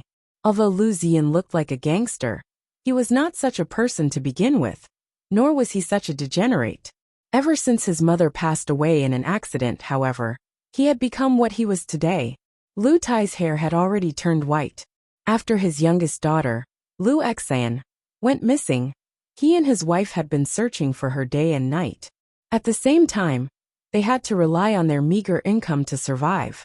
His eldest son had fallen since his mother passed away, and even picked up some bad habits. His eldest daughter was the only one who was somewhat obedient. Ever since his wife passed away, Lu Tai had not been living a peaceful life until today. It was then that his youngest daughter came back on her own. Here came the dilemma. He could forgive his youngest daughter for her ignorance when she was young, but his son and eldest daughter would not agree. What could Lu Tai do? As the child's parent, he was the most troubled. Sister Jian. Xingyu could no longer hold back the tears in her eyes when she saw Yun Jian and Yin Yi, who suddenly appeared in front of her to shield her. Even Xingyu, a high-ranking member of the kosher mercenaries, who could still stand calmly in front of Yun Jian and call them impudent when facing the group of old men from the kosher mercenaries earlier, could not resist the friction of kinship. Don't cry, we're here. Yun Yi suddenly turned around. He reached out to gently wipe away the tears at the corner of Qingyu's eyes. Qingyu nodded. Actually, Qingyu was already immune to the way Lu Ziyun and the others treated her. She knew that this was her own fault for being disobedient when she was young, and she should bear the consequences. Hence, Qingyu had never retaliated against Lu Ziyun's scoldings and beatings. Her biological mother had also died because of her. Qingyu was not a heartless person. However, when she saw Yun Jian and Yun Yi standing in front of her, especially when Yun Jian stood in front of her and said, "She's mine. How dare you hit her?" Qingyu could not hold back her tears and they fell. I don't king care who you are. This is my family's business anyway. You outsiders are not allowed to butt in. Lu Ziyan guffawed. Ce was standing on the side, holding the hand of Xiao Yunju, who was shaking his head in bewilderment, but he did not say anything. It was not appropriate for him to intervene in such matters. Chapter 605. Other than his younger sister, Yun Jian, and his mother Qin Yiru, this was the first time Yun Yi had cursed for a woman. Yun Yi had always been an excellent student. Whether it was in Xinjiang Town or DE Senior High School, he had always been a model student in his teachers' hearts. He had good grades, treated others sincerely, and was polite to others. However, he had broken his bottom line to protect Qingyu from being bullied. If Yin Yi's best friend, Su Haokol, was here, he would probably be screaming in shock. After all, Yin Yi's usual personality had changed for Qingyu's sake. What? Lu Ziyun's finger, that was pointing at Qingyu, retracted immediately. He could not believe that Qingyu had a man now. How old was she? Lu Xian, you have a man now. How old are you now? You're still in junior high. You're with a man. I say, why did you only stay here for a few days before leaving? So you ran away with a man. Off to live a good life. You despise our family now, don't you? Father and mother missed you so much that they couldn't even eat and drink. What about you? Why didn't you come back when you could? You killed my mother. You harmed our whole family. Why did you come back now? Scram. There's no such person in the Lu family. Scram. Lu Ziyan had completely misunderstood as he roared again. This time, he was even harsher to Qingyu. Actually, Lu Ziyan had misunderstood something from the beginning. He hated Qingyu for insisting that his mother bring her out to play, but she was about to be abducted. That was fine. It was not unforgivable. Lu Ziyan remembered clearly that when Qingyu came back, she was dressed neatly and tidily. She did not look like she had been abducted by human traffickers at all. Lu Ziyan did not hate Qingyu so much earlier. After all, she was still young when she was abducted. Lu Ziyun's hatred was because Qingyu was dressed neatly when she came back. His mother had been so worried about finding Qingyu and his younger sister, who had been abducted at such a young age, that she did not even eat or drink. In the end, she accidentally fell into the sewer that was still under construction and drowned. What about Qingyu? She came back clean and tidy. She did not look like she had been through any hardships. This time, Lu Ziyan was thoroughly enraged. Since she was alive and well, living a lively life, unlike other abducted children who were missing arms and legs, why didn't they find her earlier? Why did they not come back earlier? If he had found her earlier, then his mother wouldn't have died. He wouldn't have gone to Xian City to look for her in the middle of the night, just because he heard a rumor from the villagers. In the end, he tripped on a construction site and fell into the sewers and drowned. That was why Lu Ziyan was filled with hatred. He hated the fact that Qing Yu had destroyed his entire family after being abducted while she returned safely. Humans had emotions. To be honest, Lu Ziyan had never hated Qing Yu even when his mother died, because he knew that his sister was innocent. He knew that she had no choice when she was abducted. However, when Qing Yu came back, she was dressed neatly. He asked her where she had been all these years, but she did not say a word. Thus, Lu Ziyan was enraged. He hated this sister of his to the core. Just by looking at Qing Yu's attire, Lu Ziyan naturally thought that she had been enjoying herself all these years, or that she had been adopted by a rich family. In short, he thought that she had never suffered.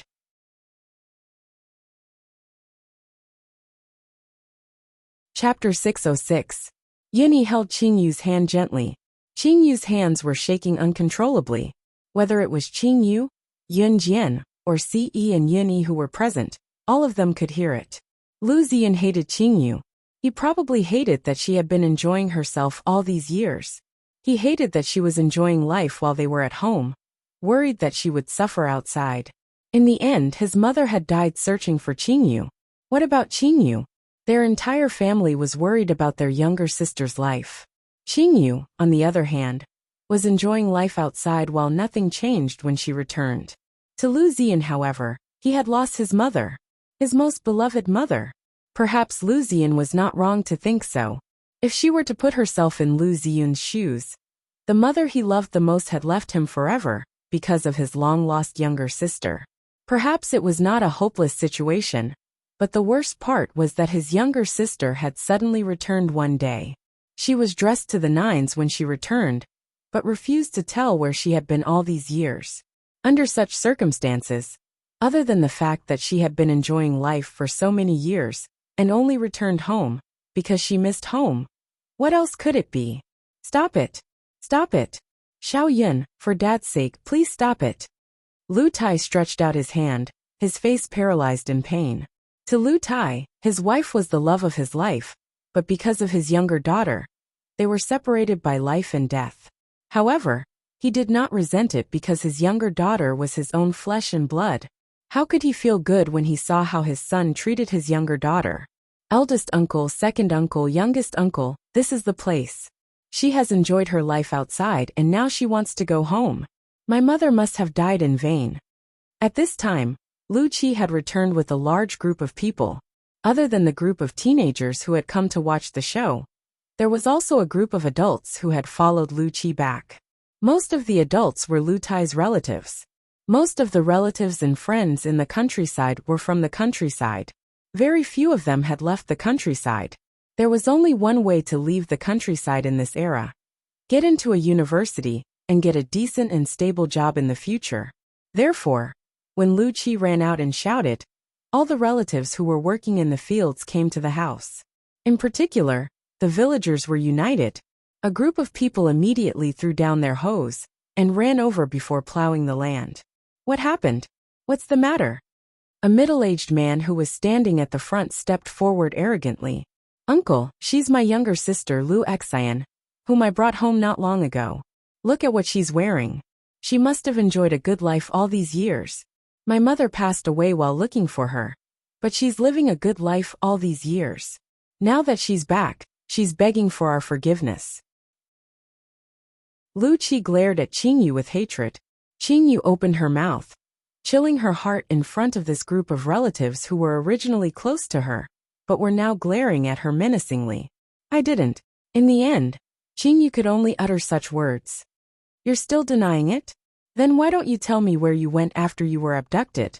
Other than enjoying life, what else can I do to you? Lu Qi pointed at Qing Yu unforgiving. Lu Ziyan glared at Qing Yu with the same hateful gaze. Lu Tai's pained expression broke Qingyu's heart. These were her relatives. Shut up, all of you. None of you have the right to talk about her like that. Yin Jian reprimanded loudly.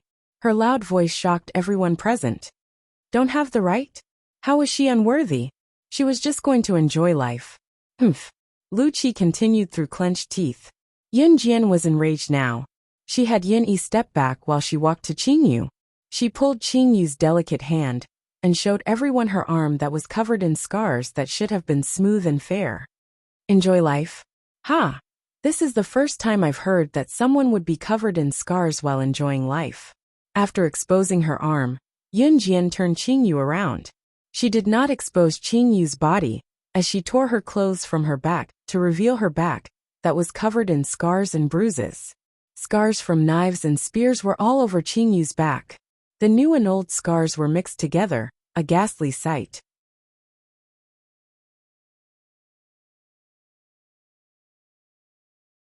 Chapter 607.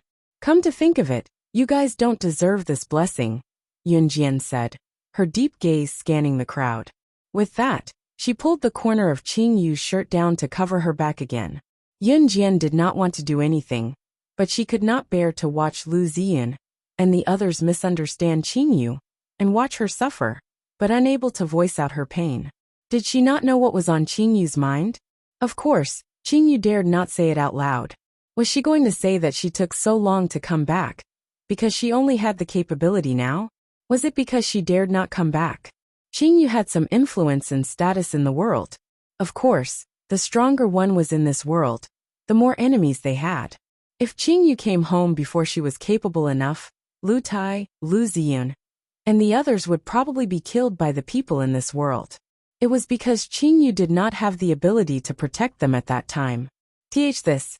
How did this happen? Yunyi was shocked by Qingyu's exposed scars as well. It was not because of her scars, but because his heart ached at the sight of so many scars on Qingyu's body. Yunyi had been naked with Qingyu before, but Yunyi dared not look at her directly. Moreover, most of Qingyu's scars were on her back. There were wounds on her arms too, but not many. Therefore, it was Yunyi's first time seeing so many scars. Ce did not look at Qingyu's back just now. In his eyes, other than his Xiao Jian, no other woman could catch his eye. He didn't even bother to look at her. Lu Tai was still lingering on the edge of pain and grief. To Lu Tai, his wife's death was a heavy blow. Now that his daughter was back, he was happy, but other than that, it was not like he did not feel anything. Lu Tai was a human being as well. If he were to put himself in his shoes, his closest and most important person had passed away in search of his daughter, who had been missing for years. In the end, his daughter came back a few years later, wearing branded clothes. It was obvious that she had not suffered much. When he asked her where she had been, she clenched her teeth and refused to say anything. Lu Tai would overthink as well. But the only difference between him and Lu Ziyan was that he would empathize with Qingyu. He would always think that Qingyu had her reasons. He would never believe that his own daughter would do something like that, to enjoy life on her own, and only come back when she was homesick. As it turned out, Qingyu did have her reasons. When Yun Jian exposed the scars on Qingyu's body, everyone present, they were shocked. The scars on Qingyu's back were so densely packed that it sent chills down one's spine just by looking at them.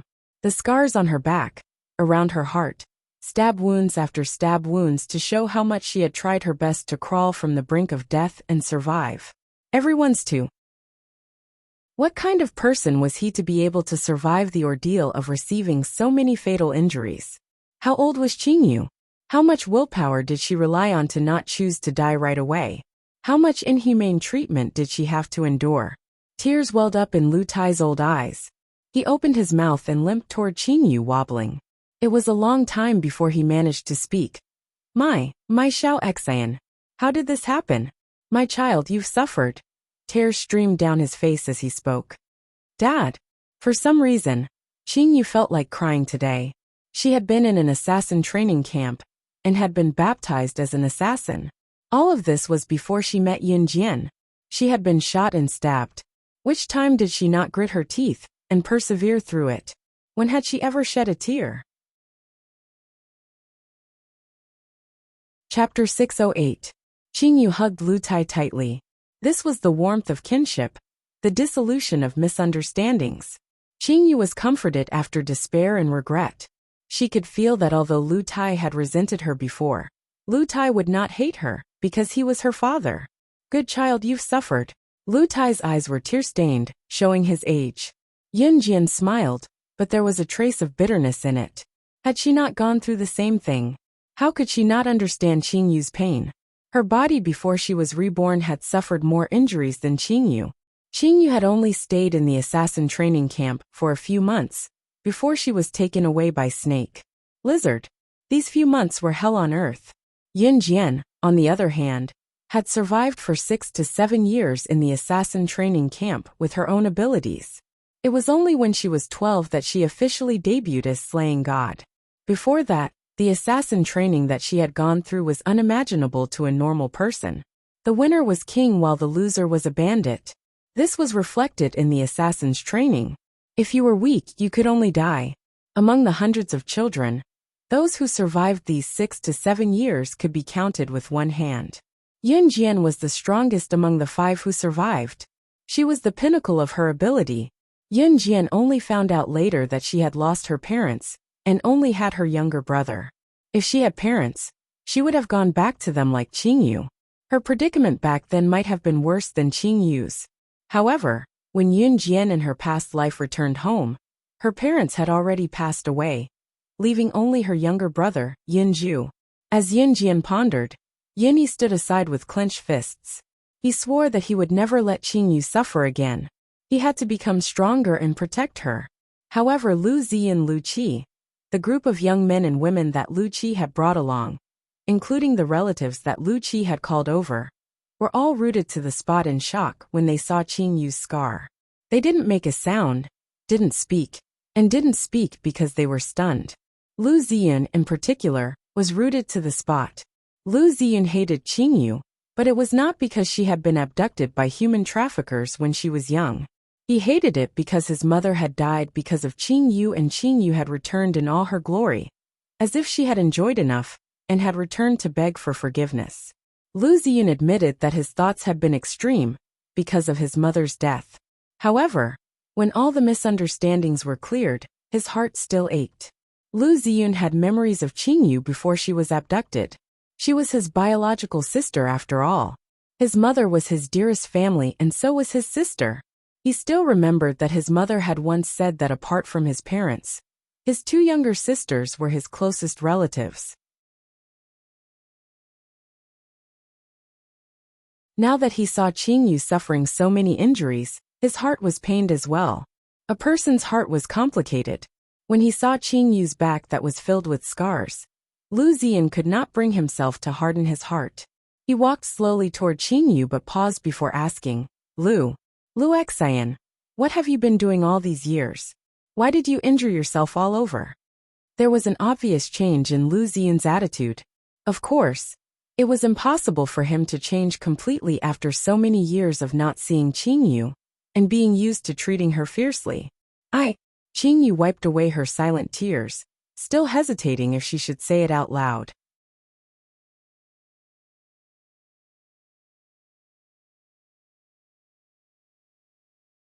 Chapter 609.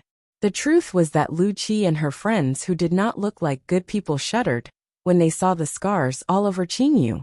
To be able to endure such a heavy injury was indeed not something that an ordinary person could endure. Yet what was the point? From Lu Qi's perspective, her younger sister's return was to steal her brother and father's love.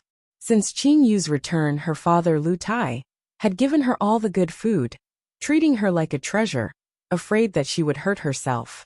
In fact, the reason Lu Tai treated Qingyu so well was because he still felt guilty that his daughter had suffered a lot even after she had been abducted by human traffickers for so many years. He did not take good care of her back then. Lu Qi actually had no feelings for his younger sister, Qingyu, at all. After all, Lu Qi was only a little over 10 years old when Qingyu was abducted. She was only a year older than Qingyu. A little over 10 years old was the age where one could remember things. From Lu Qi's perspective, Her mother and father had always doted on her since she had a younger sister, giving her all the good food and toys when she was young. To be honest, Lu Qi had hated Qingyu since she was young. It was also due to this reason that she did not feel upset when she found out that Qingyu was abducted. Instead, she was secretly happy. Now that her younger sister was abducted, she could receive all the love from her parents. Reality proved this. After Qingyu, who was also Lu Xian, was abducted, Lu Qi's parents doted on Lu Qi even though they had lost their appetite. It was because Lu Tai and his late wife realized that it was their fault for letting their younger daughter be abducted. Therefore, the only reason they insisted on staying alive was to take good care of their other daughter and their son. Lu Qi grew up under her parents' care.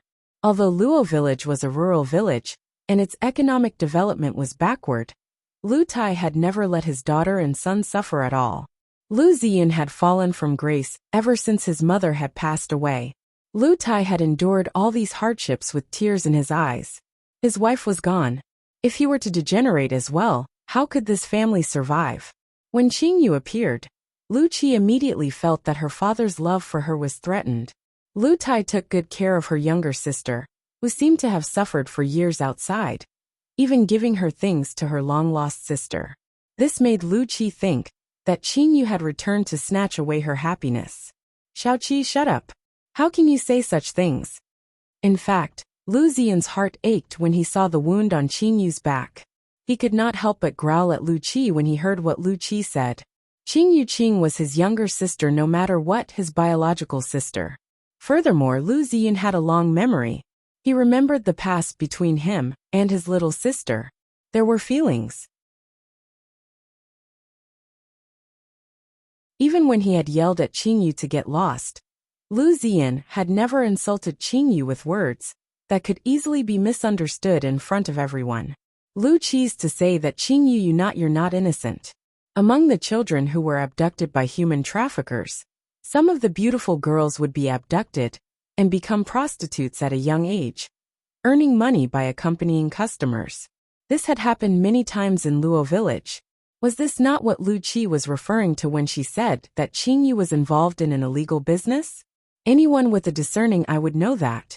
Lu Ziyun was displeased with Qingyu before, but after seeing the scars on Qingyu's back, he began to change. That was why he yelled at Lu Qi to shut up.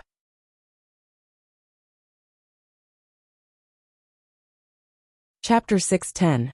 If she hadn't been so playful when she was young and insisted on going out to play, would she have been abducted by human traffickers?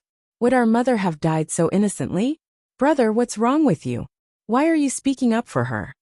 Lu Qi glared at Qingyu angrily before gritting her teeth at Lu Ziyun. The wounds on Qingyu's back and hands did not prove anything. The people present would not even think that Qingyu's wounds were left behind when she was an assassin or when she was on a mission. Luo village only had a few hundred families. The population was small. It was rare for Luo village's people to make a trip to Xian City, especially at the end of the 90s when transportation was gradually being developed and public transportation was available. However, how could one make a trip from Luo village to Xian City, or even a long journey without money?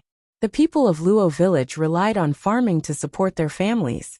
All their wealth came from selling the harvests in the fields and gradually accumulating it.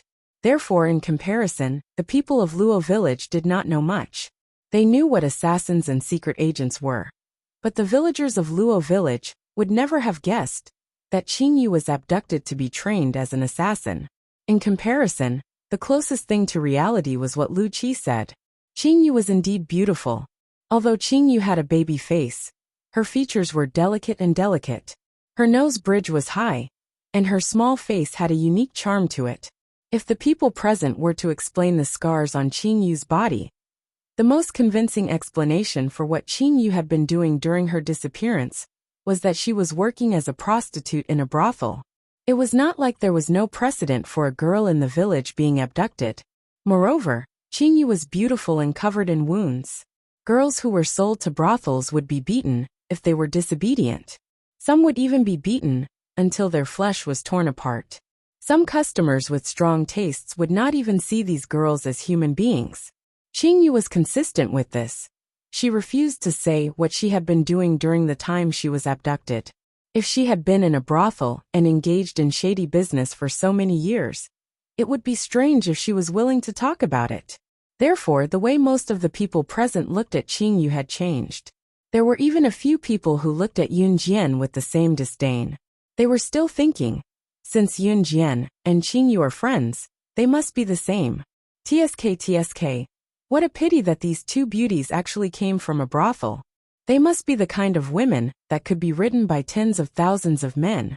Thinking of this, all the men present looked at Qingyu and Yun Jian with unfriendly gazes. Some of them even thought, if I were to play with these two prostitutes who are ridden by tens of thousands of men, it would really be ecstasy. Lu Qi was still fighting with Lu Ziyun.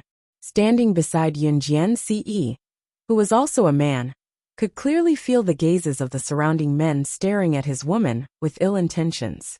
Ce's eyes immediately darkened as he frowned, especially when he felt the gazes sizing up Yun Jian's beautiful body. Ce pulled Yun Jian behind him with a frown. After avoiding the gazes, Ce looked up to meet the men who were staring at Yun Jian earlier. He then swept his domineering aura across the place and shouted at the men, "You're the one who's being bullied."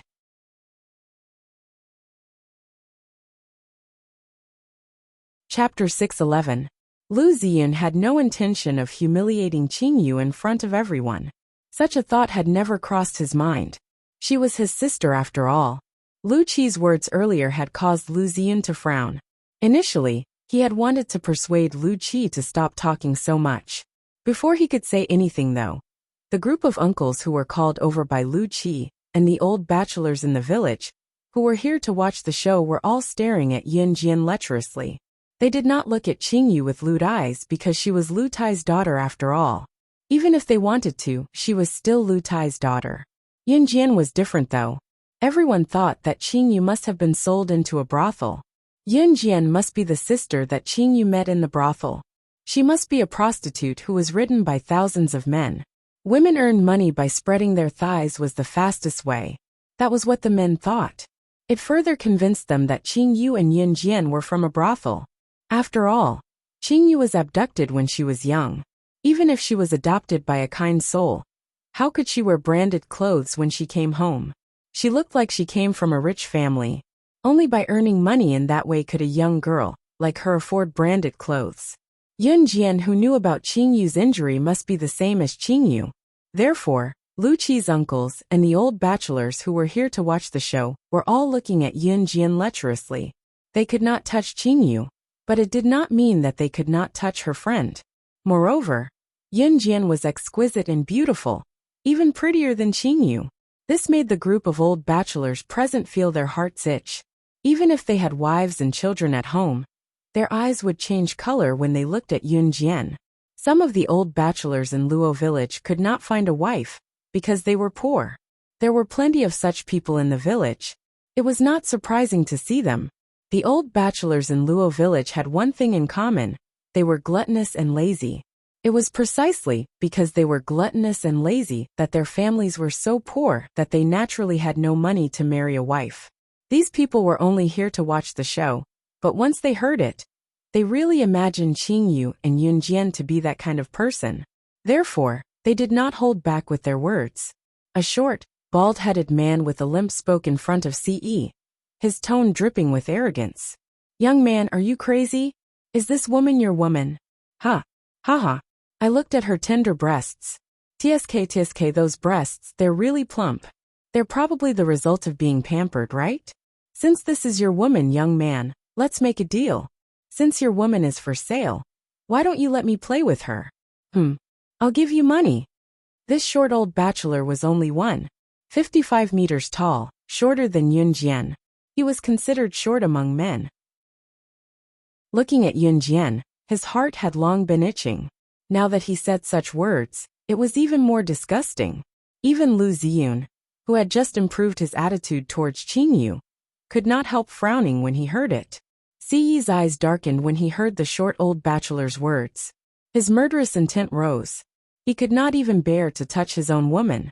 Was this old man seeking death? Fine, he would fulfill his wish.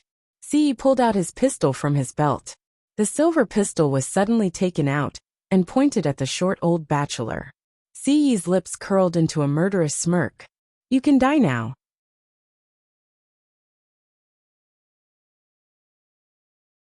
Chapter 6:12. It was Lu Ziyun's quarrel with Qingyu, but because of Lu Qi's words, the group of old bachelors misunderstood. Lu Ziyun stopped his quarrel with Lu Qi and panicked. He had a feeling that something was going to happen. Qingyu was already standing beside Lu Tai. No matter what others thought of her, she did not care as long as her father believed in her. However, she did not expect that this was not the end of it. This group of old bachelors who came to watch the show would mock Yunjian. Qingyu was aware of Ci's protectiveness. Qingyu knew that Ci cared about Yunjian beyond that. In Qingyu's opinion, Ci was the kind of person who would risk his life for Yunjian. How dare this old bachelor talk about Yunjian and insult Yunjian in such a tone? Qingyu wanted to kill him too, let alone Ci. It was just that Ci was more direct. Ci was the leader of an Hun group. He had always done things in a straightforward manner and never held back. Of course, he knew where they were, but he also knew that these people from Luo village were unreasonable. If he did not show his true abilities, these people from Luo village would not be afraid of causing trouble. However, no one present expected Ci, who had been silent earlier, to suddenly pull out a gun when Yunjian was being verbally insulted. That was a real gun.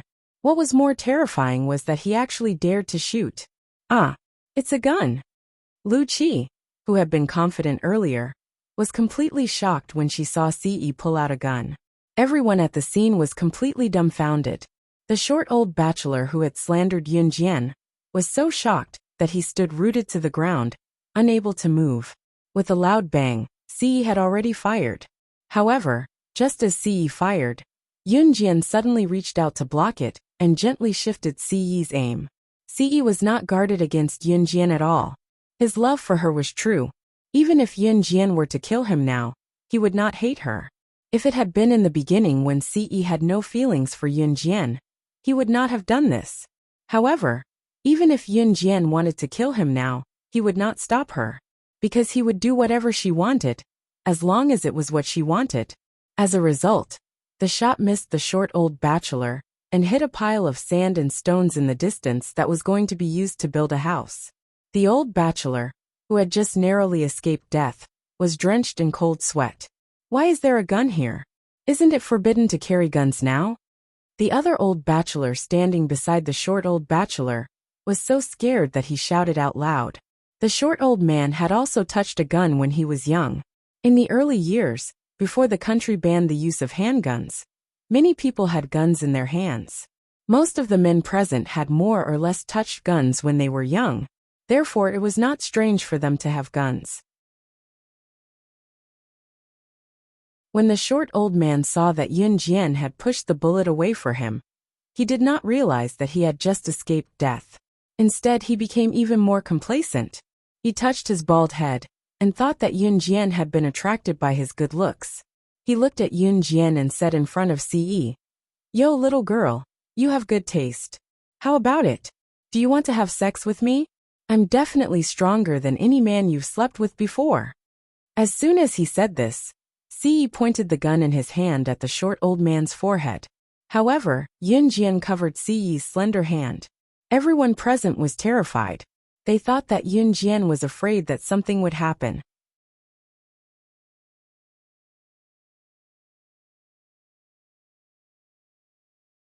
Chapter 6:13. Just as Yunjian finished speaking, Ci suddenly put an arm around her and stopped her from moving. Xiao Yunju was standing beside Ci. When Ci was about to pull the trigger, he reached out with his slender fingers and covered Xiao Yunju's eyes. At this moment, Ci was holding Yunjian with one arm and not covering Xiao Yunju's eyes with the other. Xiao Yunju was very obedient, but he was still confused. Sister, what do you mean by living a life worse than death? Our teacher said that being alive means being alive. But why should we die if we're alive? Isn't that a contradiction?" Xiao Yunju cracked his little fingers and couldn't think of an answer after pondering for a long time. Hence he asked this question. The tense atmosphere just now was soothed by Yin Zhu's light-hearted question. Especially when Yin Jian said that she wanted the short old bachelor to live a life worse than death. Her tone and ruthless tone when she spoke just now. When everyone heard this, the short old bachelor's miserable state surfaced in their minds. Look after Xiaozhu. You don't have to do anything today. Ce held Yin Jian's waist with one arm, and looked straight at the short old bachelor with his deep hawk-like, domineering eyes as he spoke to Yin Jian. These words warmed Yin Jian's heart. Okay, Yin Jian replied softly. When Ce said this, his tone was neither cold nor warm, and there was no expression on his face. But because of this, everyone present felt that his indifferent handsome face, coupled with his slender fingers holding the gun in his hand, gave him an indescribable domineering aura. His domineering aura also gave off a chilling vibe. Brother, who is he? How can he have a gun? Lu Qi stood beside Lu Ziyun. She had been arguing with Lu Ziyun arrogantly earlier, but now she dared not utter a single word when she saw the gun in Siyi's hand. Lu Qi, shut up. All of a sudden, Lu Ziyun recalled that this whole incident had started because of Lu Qi's unreasonable words. Lu Ziyun was still a smart person, and he quickly reprimanded Lu Qi. Brother, you're being mean to me again. You've never been this mean to me before. It's all because of her. Because she's back. All of you treat me badly and don't want me anymore. Lu Qi did not know that Lu Ziyun was doing this for her own good. She glared at Qingyu with hatred as she spoke to Lu Ziyun. At this moment, Yin Jian had already covered Xiao Yunju's eyes. Ce was already walking toward the short old bachelor. What are you trying to do? The short old bachelor was suddenly intimidated by Ci's aura. He had thought that he would be fine earlier, but now he was shivering. In spite of this, the short old bachelor refused to lose face in front of so many people. He still held his head high. Although the short old bachelor raised his head, his 1.55 meters height was nothing compared to Ce, who was 1.85 meters tall. Just as the old bachelor could not help taking 3 steps back in fright, Ce suddenly straddled his long legs and grabbed the man's collar, lifting him up effortlessly before he spoke in a neutral tone. What's wrong with you? Do you know the consequences of trying to lay a finger on my woman? Ce's words sent a shiver down everyone's spine. What is it?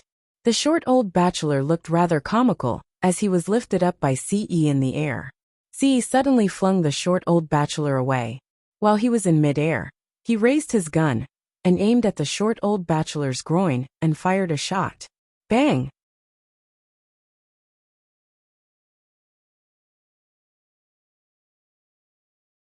Chapter 6:14. The shot landed squarely on the short old man's manhood. After being flung away by Ce, the short old man's manhood was hit with a loud bang by Ce's shot. After a second of silence, a howl that sounded like a pig being slaughtered echoed through the clouds. Ah! Mine! Mine! What followed was the short old man rolling on the ground with his hands covering his crotch. Everyone present was stunned by Ce's sudden action. Ah! Brother, he really shot. Lu Qi was shocked by the sudden gory scene. She quickly covered her eyes, her hands still trembling violently. To Lu Qi, this was no doubt the scariest thing she had ever seen in her life. She knew this short old man as well. He was the role model of the village's lazy gluttony. Lu Qi still remembered that every time he passed by this short old bachelor's house, the way the short old bachelor looked at him was very disgusting. It was disgusting. But now that she saw a familiar face rolling on the ground with his hands covering his bloody crotch, his expression was one of unbearable agony. Lu Qi was frightened to death, especially when she saw the bloody scene from afar. Although Lu Qi grew up in a village, she had never seen blood.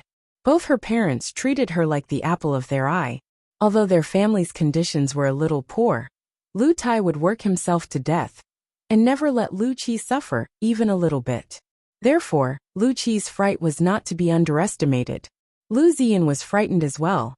He had never seen such a gory scene either. Chills ran down his spine, but he still caressed Lu Qi's head, protecting her from the fear alone. This was a brother's love for his sister. At the same time, Lu Ziyun turned to look at Qingyu and his old father with a pale face. Actually, ever since he saw Qingyu's wounds, Even if Qingyu was really from a brothel, even if Qingyu was really unbearable, Lu Ziyan had already decided to acknowledge Qingyu as his sister. He hated Qingyu because he thought she was enjoying herself and did not come home earlier, causing his mother's death. However, now that the misunderstanding had been cleared up, Lu Ziyan was not a bad person. He planned to slowly forgive Qingyu. Lu Ziyan turned to look at Qingyu because he was afraid that Qingyu would be afraid of witnessing such a gory scene. Unexpectedly, when Lu Ziyan turned to look at Qingyu, what he saw was Qingyu's normal face that was not at all frightened by the horrifying scene in front of him. Why wasn't his sister afraid at all? Lu Ziyan was doubtful. You actually dared to shoot. You're going to be caught. An old bachelor who saw what was happening pointed at Ce in fright, clutching his crotch as he exclaimed, "Caught." Ce fiddled with the gun. His slender fingers hooked onto the gun firmly. His handsome face was illuminated by the winter sunset. Then, he gently flicked his hair, revealing a beautiful yet arrogant smile.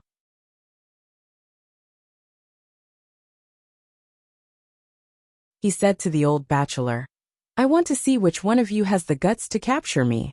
His tone was insolent and arrogant. However, he had the right to do so. Just as Ce finished his words, he put his gun away and left the short old bachelor rolling on the ground to fend for himself. Yunjian was standing not far away. He put his gun away as he walked and soon reached Yunjian, wrapping an arm around Yunjian's slim waist in front of everyone. How dare you hurt people like this?" Everyone's opinion of Yunjian and the rest had changed completely. If Yunjian was really from a brothel, how could she be so insolent? In other words, it was impossible for Qingyu. Therefore, everyone was doubtful about the identities of Yunjian, Qingyu, and the others.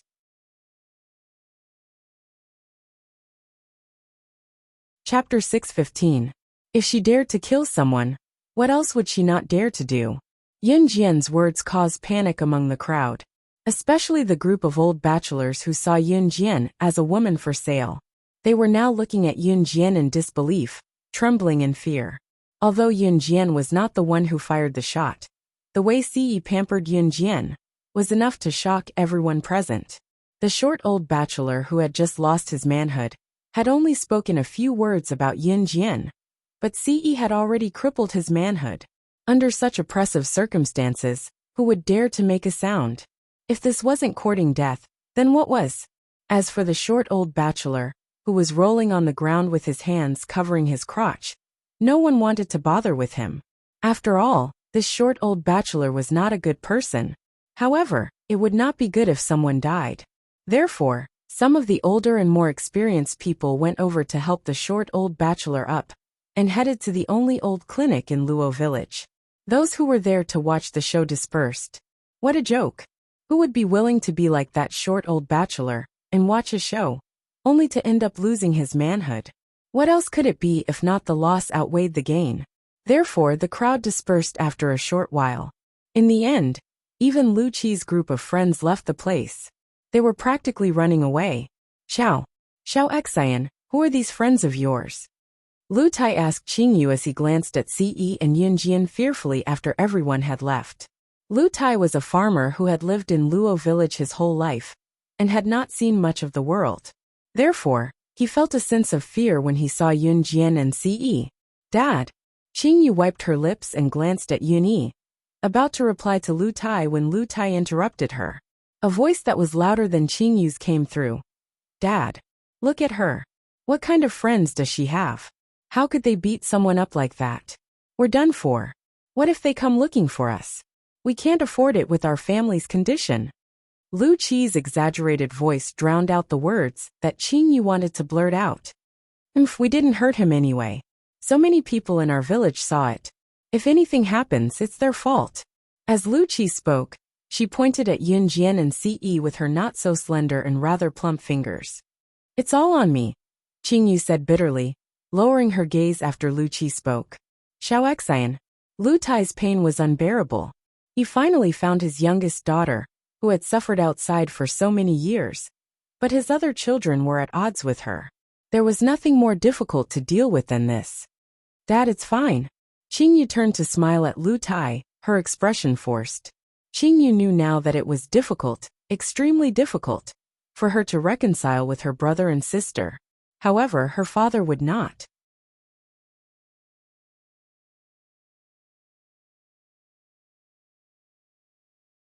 Even if she had indirectly caused her mother's death, she was Lu Tai's biological daughter after all.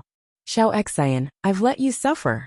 Lu Tai said tearfully as he patted the back of Qingyu's hand with his aged hand. Lu Xian, there's no one around now. Tell us, what have you been doing all these years? Lu Ziyan asked Qingyu again, when he saw that there was no one around. His tone when he spoke to Qingyu was no longer as irascible as before. Qingyu's lips were pursed as she lowered her gaze before turning to Yun Jian. Chapter 616. After all, Qingyu was a higher-up in kosher mercenaries. To be honest, her identity was an absolute secret. Kosher Mercenaries was an international mercenary group, and as a higher-up in kosher mercenaries, Qingyu's identity had to be kept a secret. Of course, Qingyu wanted to be honest with Lu Tai, Lu Ziyun, and the rest purely because they were her family, her closest kin. To be honest was to clear up misunderstandings. There were a few levels of honesty. The first was to come clean about everything. The other was to only reveal her identity as an assassin. Although the meaning was more or less the same, it was clearly inappropriate to reveal Qingyu's true identity. After all, Qingyu was a higher-up in kosher mercenaries, and kosher mercenaries had its own rules.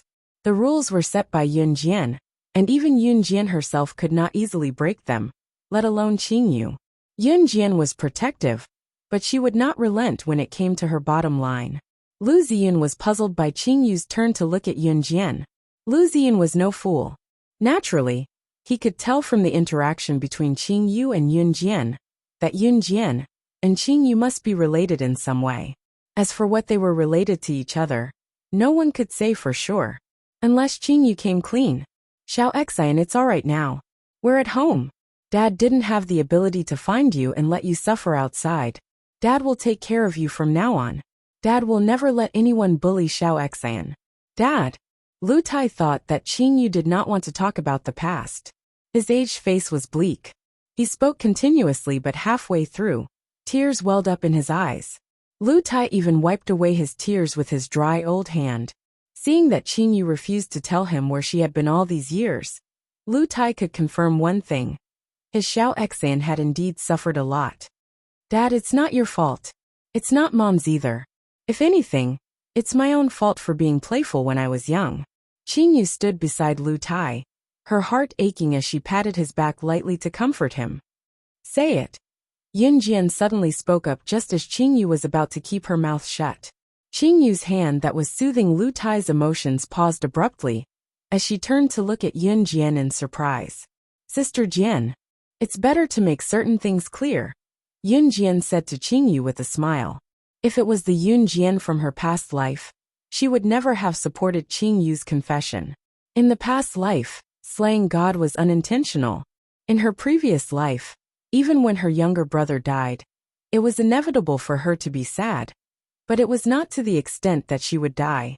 But after her rebirth, after such a long period of time together, Yun Jian discovered that there could be such deep affection between people. There wasn't a single person who didn't yearn for kinship.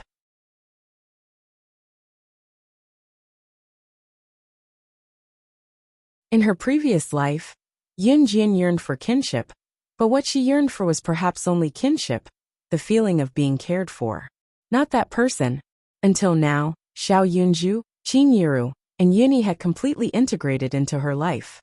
She understood what kinship was. She also understood that none of them could be replaced by others.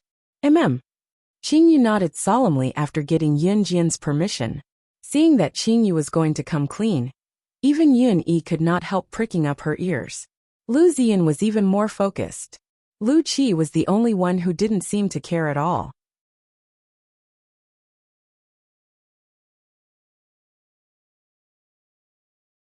Chapter 617.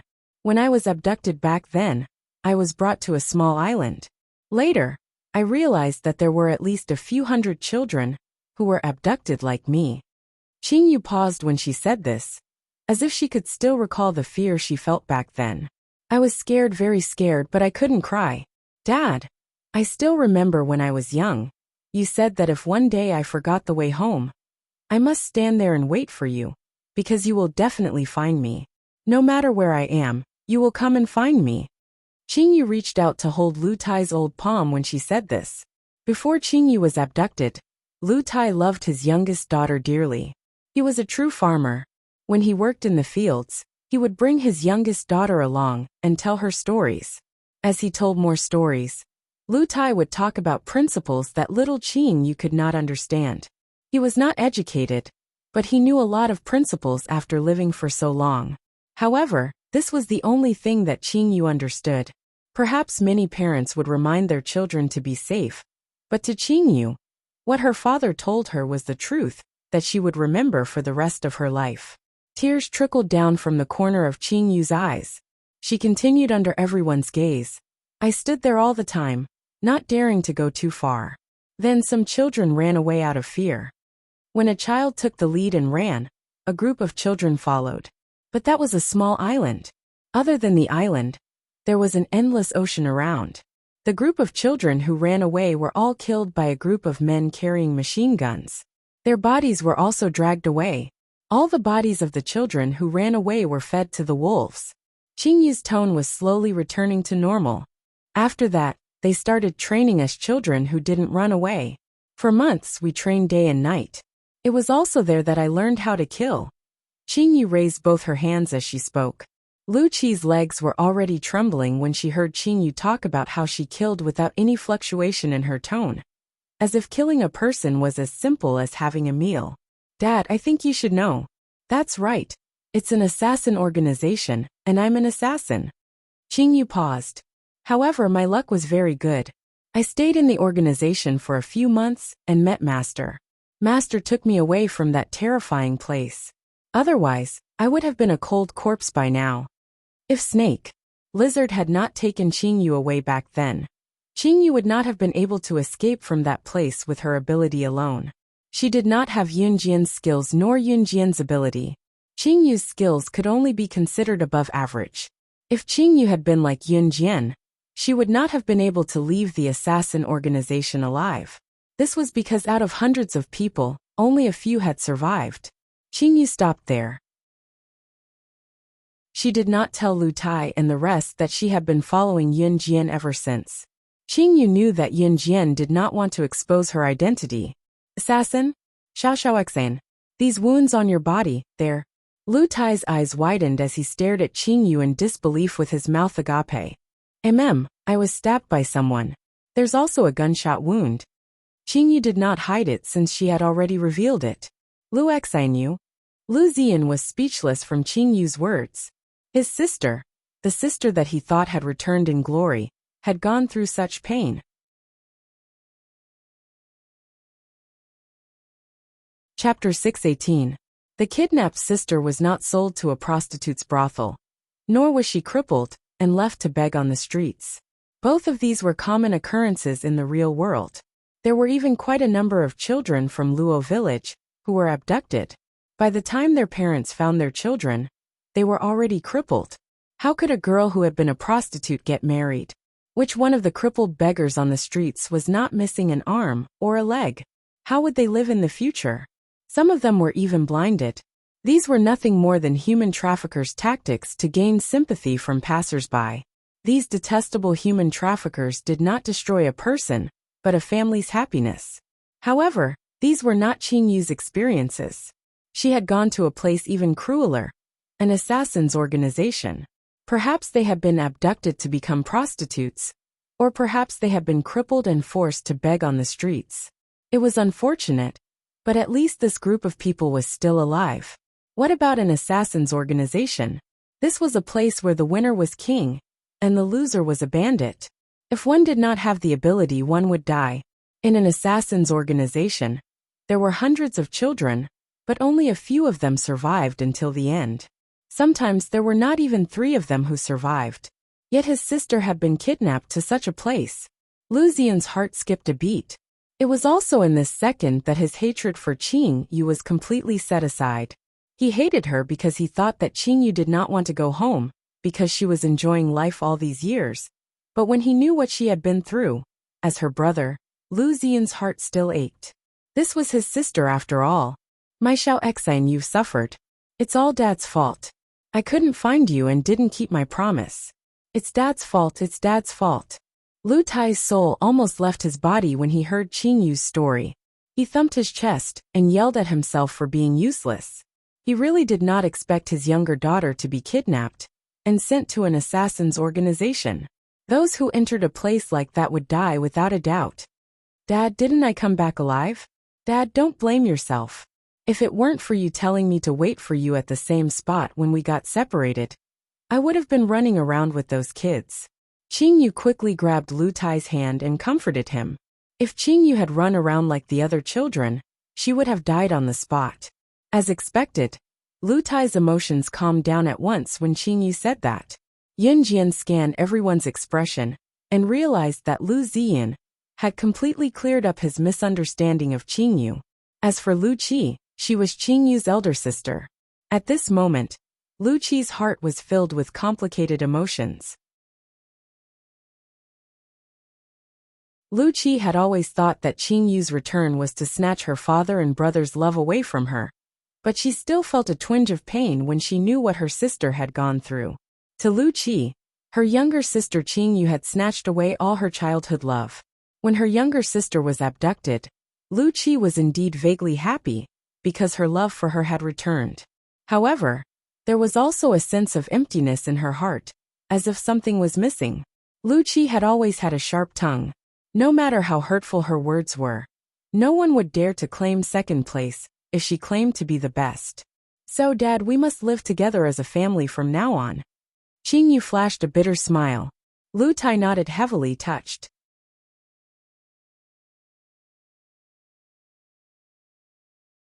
Chapter 619. Yun Yi's voice rang out, startling everyone present.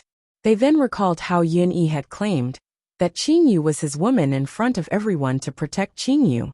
Was he not joking earlier?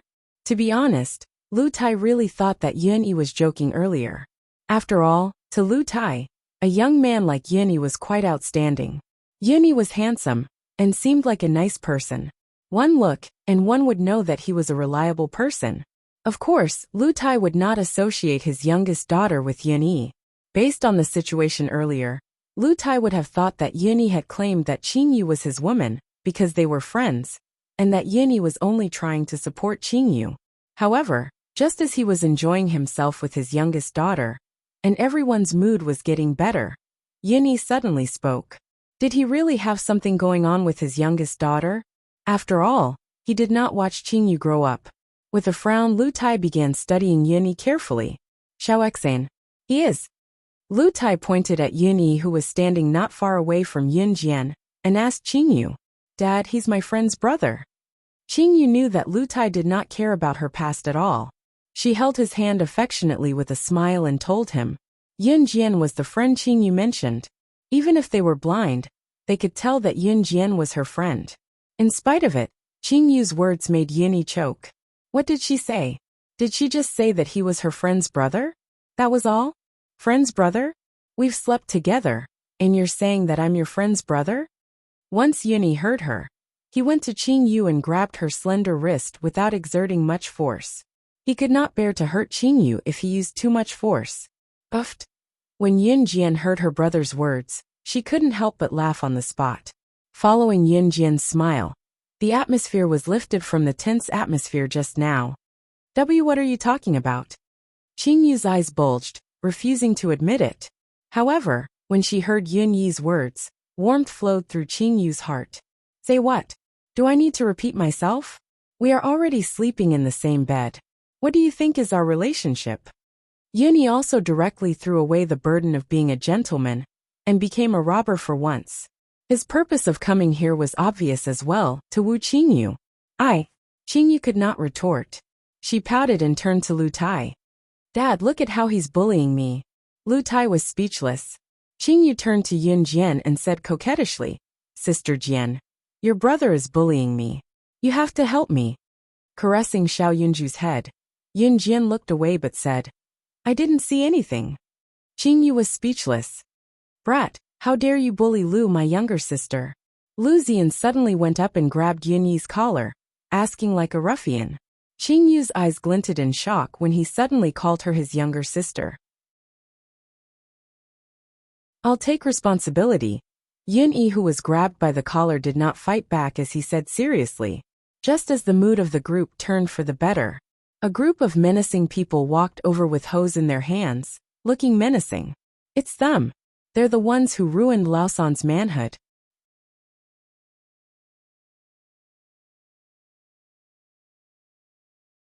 Chapter 620. The short old bachelor, who had just been shot by CE, was surnamed Wang. Everyone in the village called him Bachelor Wang. Bachelor Wang was not the first old man in Luo village to be a bachelor. There were more bachelor men in Luo village than men, who were able to get married and have children. What was the reason for this? There was actually a reason. Luo village had been a poor and destitute village since ancient times. Since ancient times, this place was especially prone to drought. The farmers could not afford to grow crops, and the rain was scarce. There was little rain in all 4 seasons.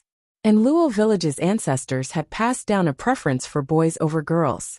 In the eyes of most families in Luo village, there was an absolute difference between giving birth to a boy and a girl. Giving birth to a boy was for their retirement. Giving birth to a girl, a married daughter, was like spilled water. Therefore, everyone said that a daughter was a waste of money. And Luo village was such a feudal place. Over time, Luo village developed a habit. Every family had to give birth to a son before they were willing to give up. This also led to an indirect problem. In Luo village, there were too few girls compared to boys. As a result, there was only 1 girl among 3 or 4 boys. Luo village was poor to begin with. It was basically impossible to get a wife from outside. And the ratio of men to women in Luo village had been unbalanced for a long time. Until now, there were not many girls in Luo village at all. Even the girls in Luo village would marry outside. So what would these boys do when they grew up? In the end, they would be like Bachelor Wang, and be single for the rest of their lives. The group of old women in the village who favored boys over girls would gather together. Some would even chatter and scold Luo village for being so outstanding. But the women outside were not willing to marry into Luo village. But they had completely forgotten. Luo village favored boys over girls. How could the daughter-in-law who married and have a good life? When this group of old women favored boys over girls, they also neglected an essential question. Were you a man or a woman? And when the feudal tradition was passed down from generation to generation, this group of stupid people did not realize this at all. This directly led to the current situation. Luo village was full of bachelors. There was a large group of people like Bachelor Wang, who could not even touch a finger of a woman in their lifetime. And when these people gathered together, they began to call each other brothers. The dozen or so people who rushed in with hoes were all old bachelors in the village, and they were all Bachelor Wang's brothers. This group of people even arranged their own ranks, calling themselves boss, second boss, and third boss. They even gave their own group a nickname, Bachelor's Alliance. This group of people also liked to talk about loyalty. Previously, a group of people in the village carried Wang Xingluan out, and it was in the hands of this group of people, who called Wang Xingluan brothers. As a matter of fact, this group of people immediately came here with hoes to cause trouble. This group of old bachelors were all people who did not have a family, so they had nothing to worry about. In Luo village, they were also the kind of people who dared to do anything. A group of people walked into Lu Tai's courtyard in a grandiose manner. Standing at the front was an old man with a height of 1.8 meters. People called him Brother Hu, and it was said that he mingled in the streets of Xian City. Brother Hu was the boss of this group of people, but he was not alone. The reason why Brother Hu was so arrogant was because he was a member of Xian City's black market gang. Moreover, he was in existence with some status.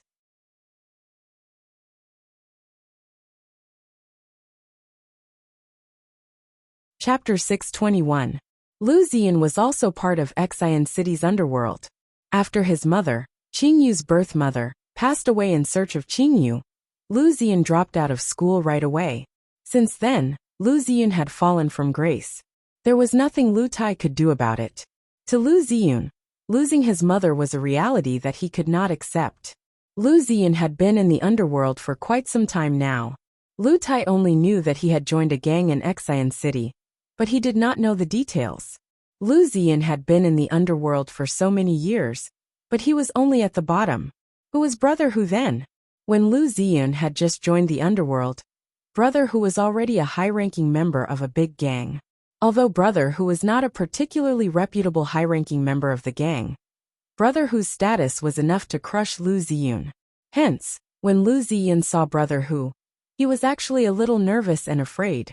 Naturally, Big Brother Tiger did not recognize a small fry like Lu Ziyun, but when Big Brother Tiger led his men into the courtyard of Lu Tai's house, he suddenly heard someone call out his name in a trembling voice. That person must have recognized him. Big Brother Tiger immediately became even more arrogant. Who would have thought that there would be someone who recognized him? Ha! Brother Hu's high-pitched voice dragged out as he led his men into the courtyard. He then walked around with the hoe in his hand.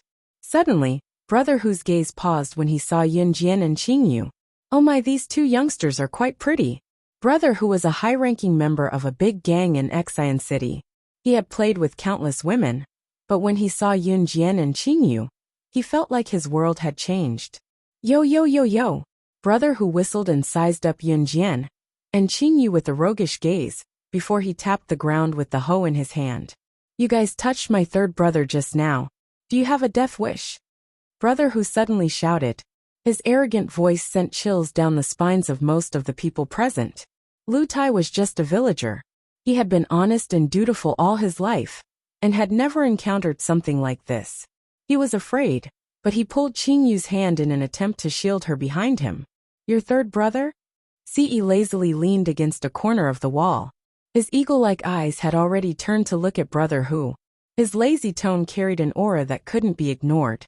Motherf asterisk Kerr, it's that guy who you crippled. An old bachelor standing next to Brother Hu shouted at Ce in order to gain Brother Hu's favor. Heh. Ce smirked. He didn't feel threatened at all by the arrival of Brother Hu and his gang. Damn it. Are you guys looking for death? How dare you act so arrogantly after touching my people? F***ck. Brother Tiger swung his hoe and fiercely hacked at the ground. Then Tiger seemed to have thought of something. He threw the hoe on the ground and carefully took out a real weapon from his pocket. F***ck. Do you think that I will be afraid of you just because you have guns? I also have a gun. Ha ha ha. I'm not afraid of you. Brother Hu knew that Bachelor Wang was crippled because he was shot in the groin, so he had prepared this weapon. Lu Tai, Lu Ziyun, and Lu Qi instinctively shuddered when they saw that Brother Hu had a gun.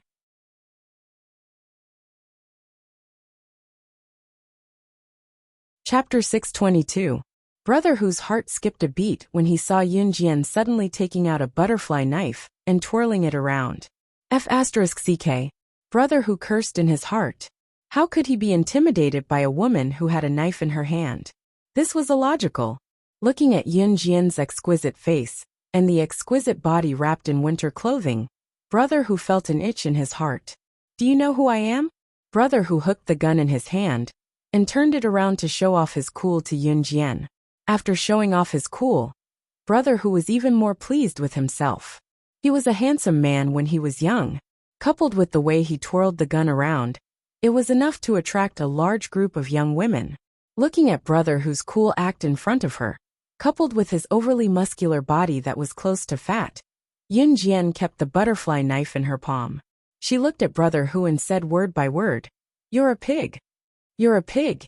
Yun Jian had said that Brother Hu looked like a pig. Now that she thought about it, the Brother Hu in front of her did resemble a pig. Although a pig was not tall, Brother Hu was 1.8 meters tall. Brother Hu's muscular arms and fat legs were almost 4 to 5 times thicker than Yun Jian's. What else could he look like if not a pig? With Yun Jian's pointing, the few old bachelors beside Brother Hu were trying hard to hold back their laughter. Some of them were even laughing out loud. Brother Hu was the higher-up of Xian City's second-ranked gang. Many people in the underworld were afraid of Brother Who, and yet Yun Jian called him a pig? Laugh, laugh, laugh your head off. Brother Hu turned his head to the side and roared at the group of old bachelors.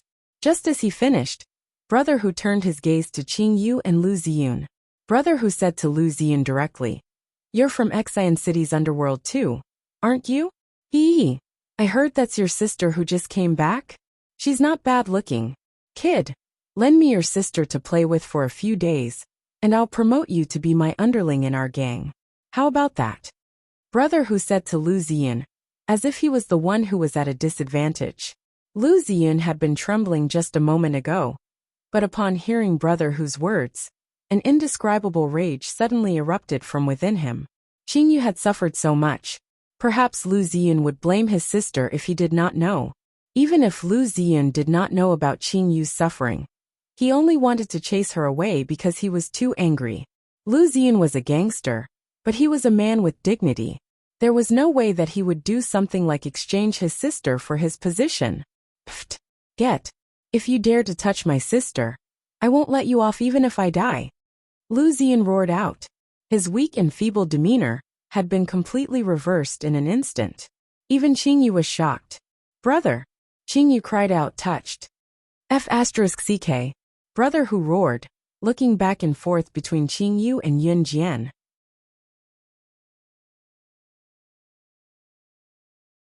He was going to get rid of both of them today. Are you done with your last words?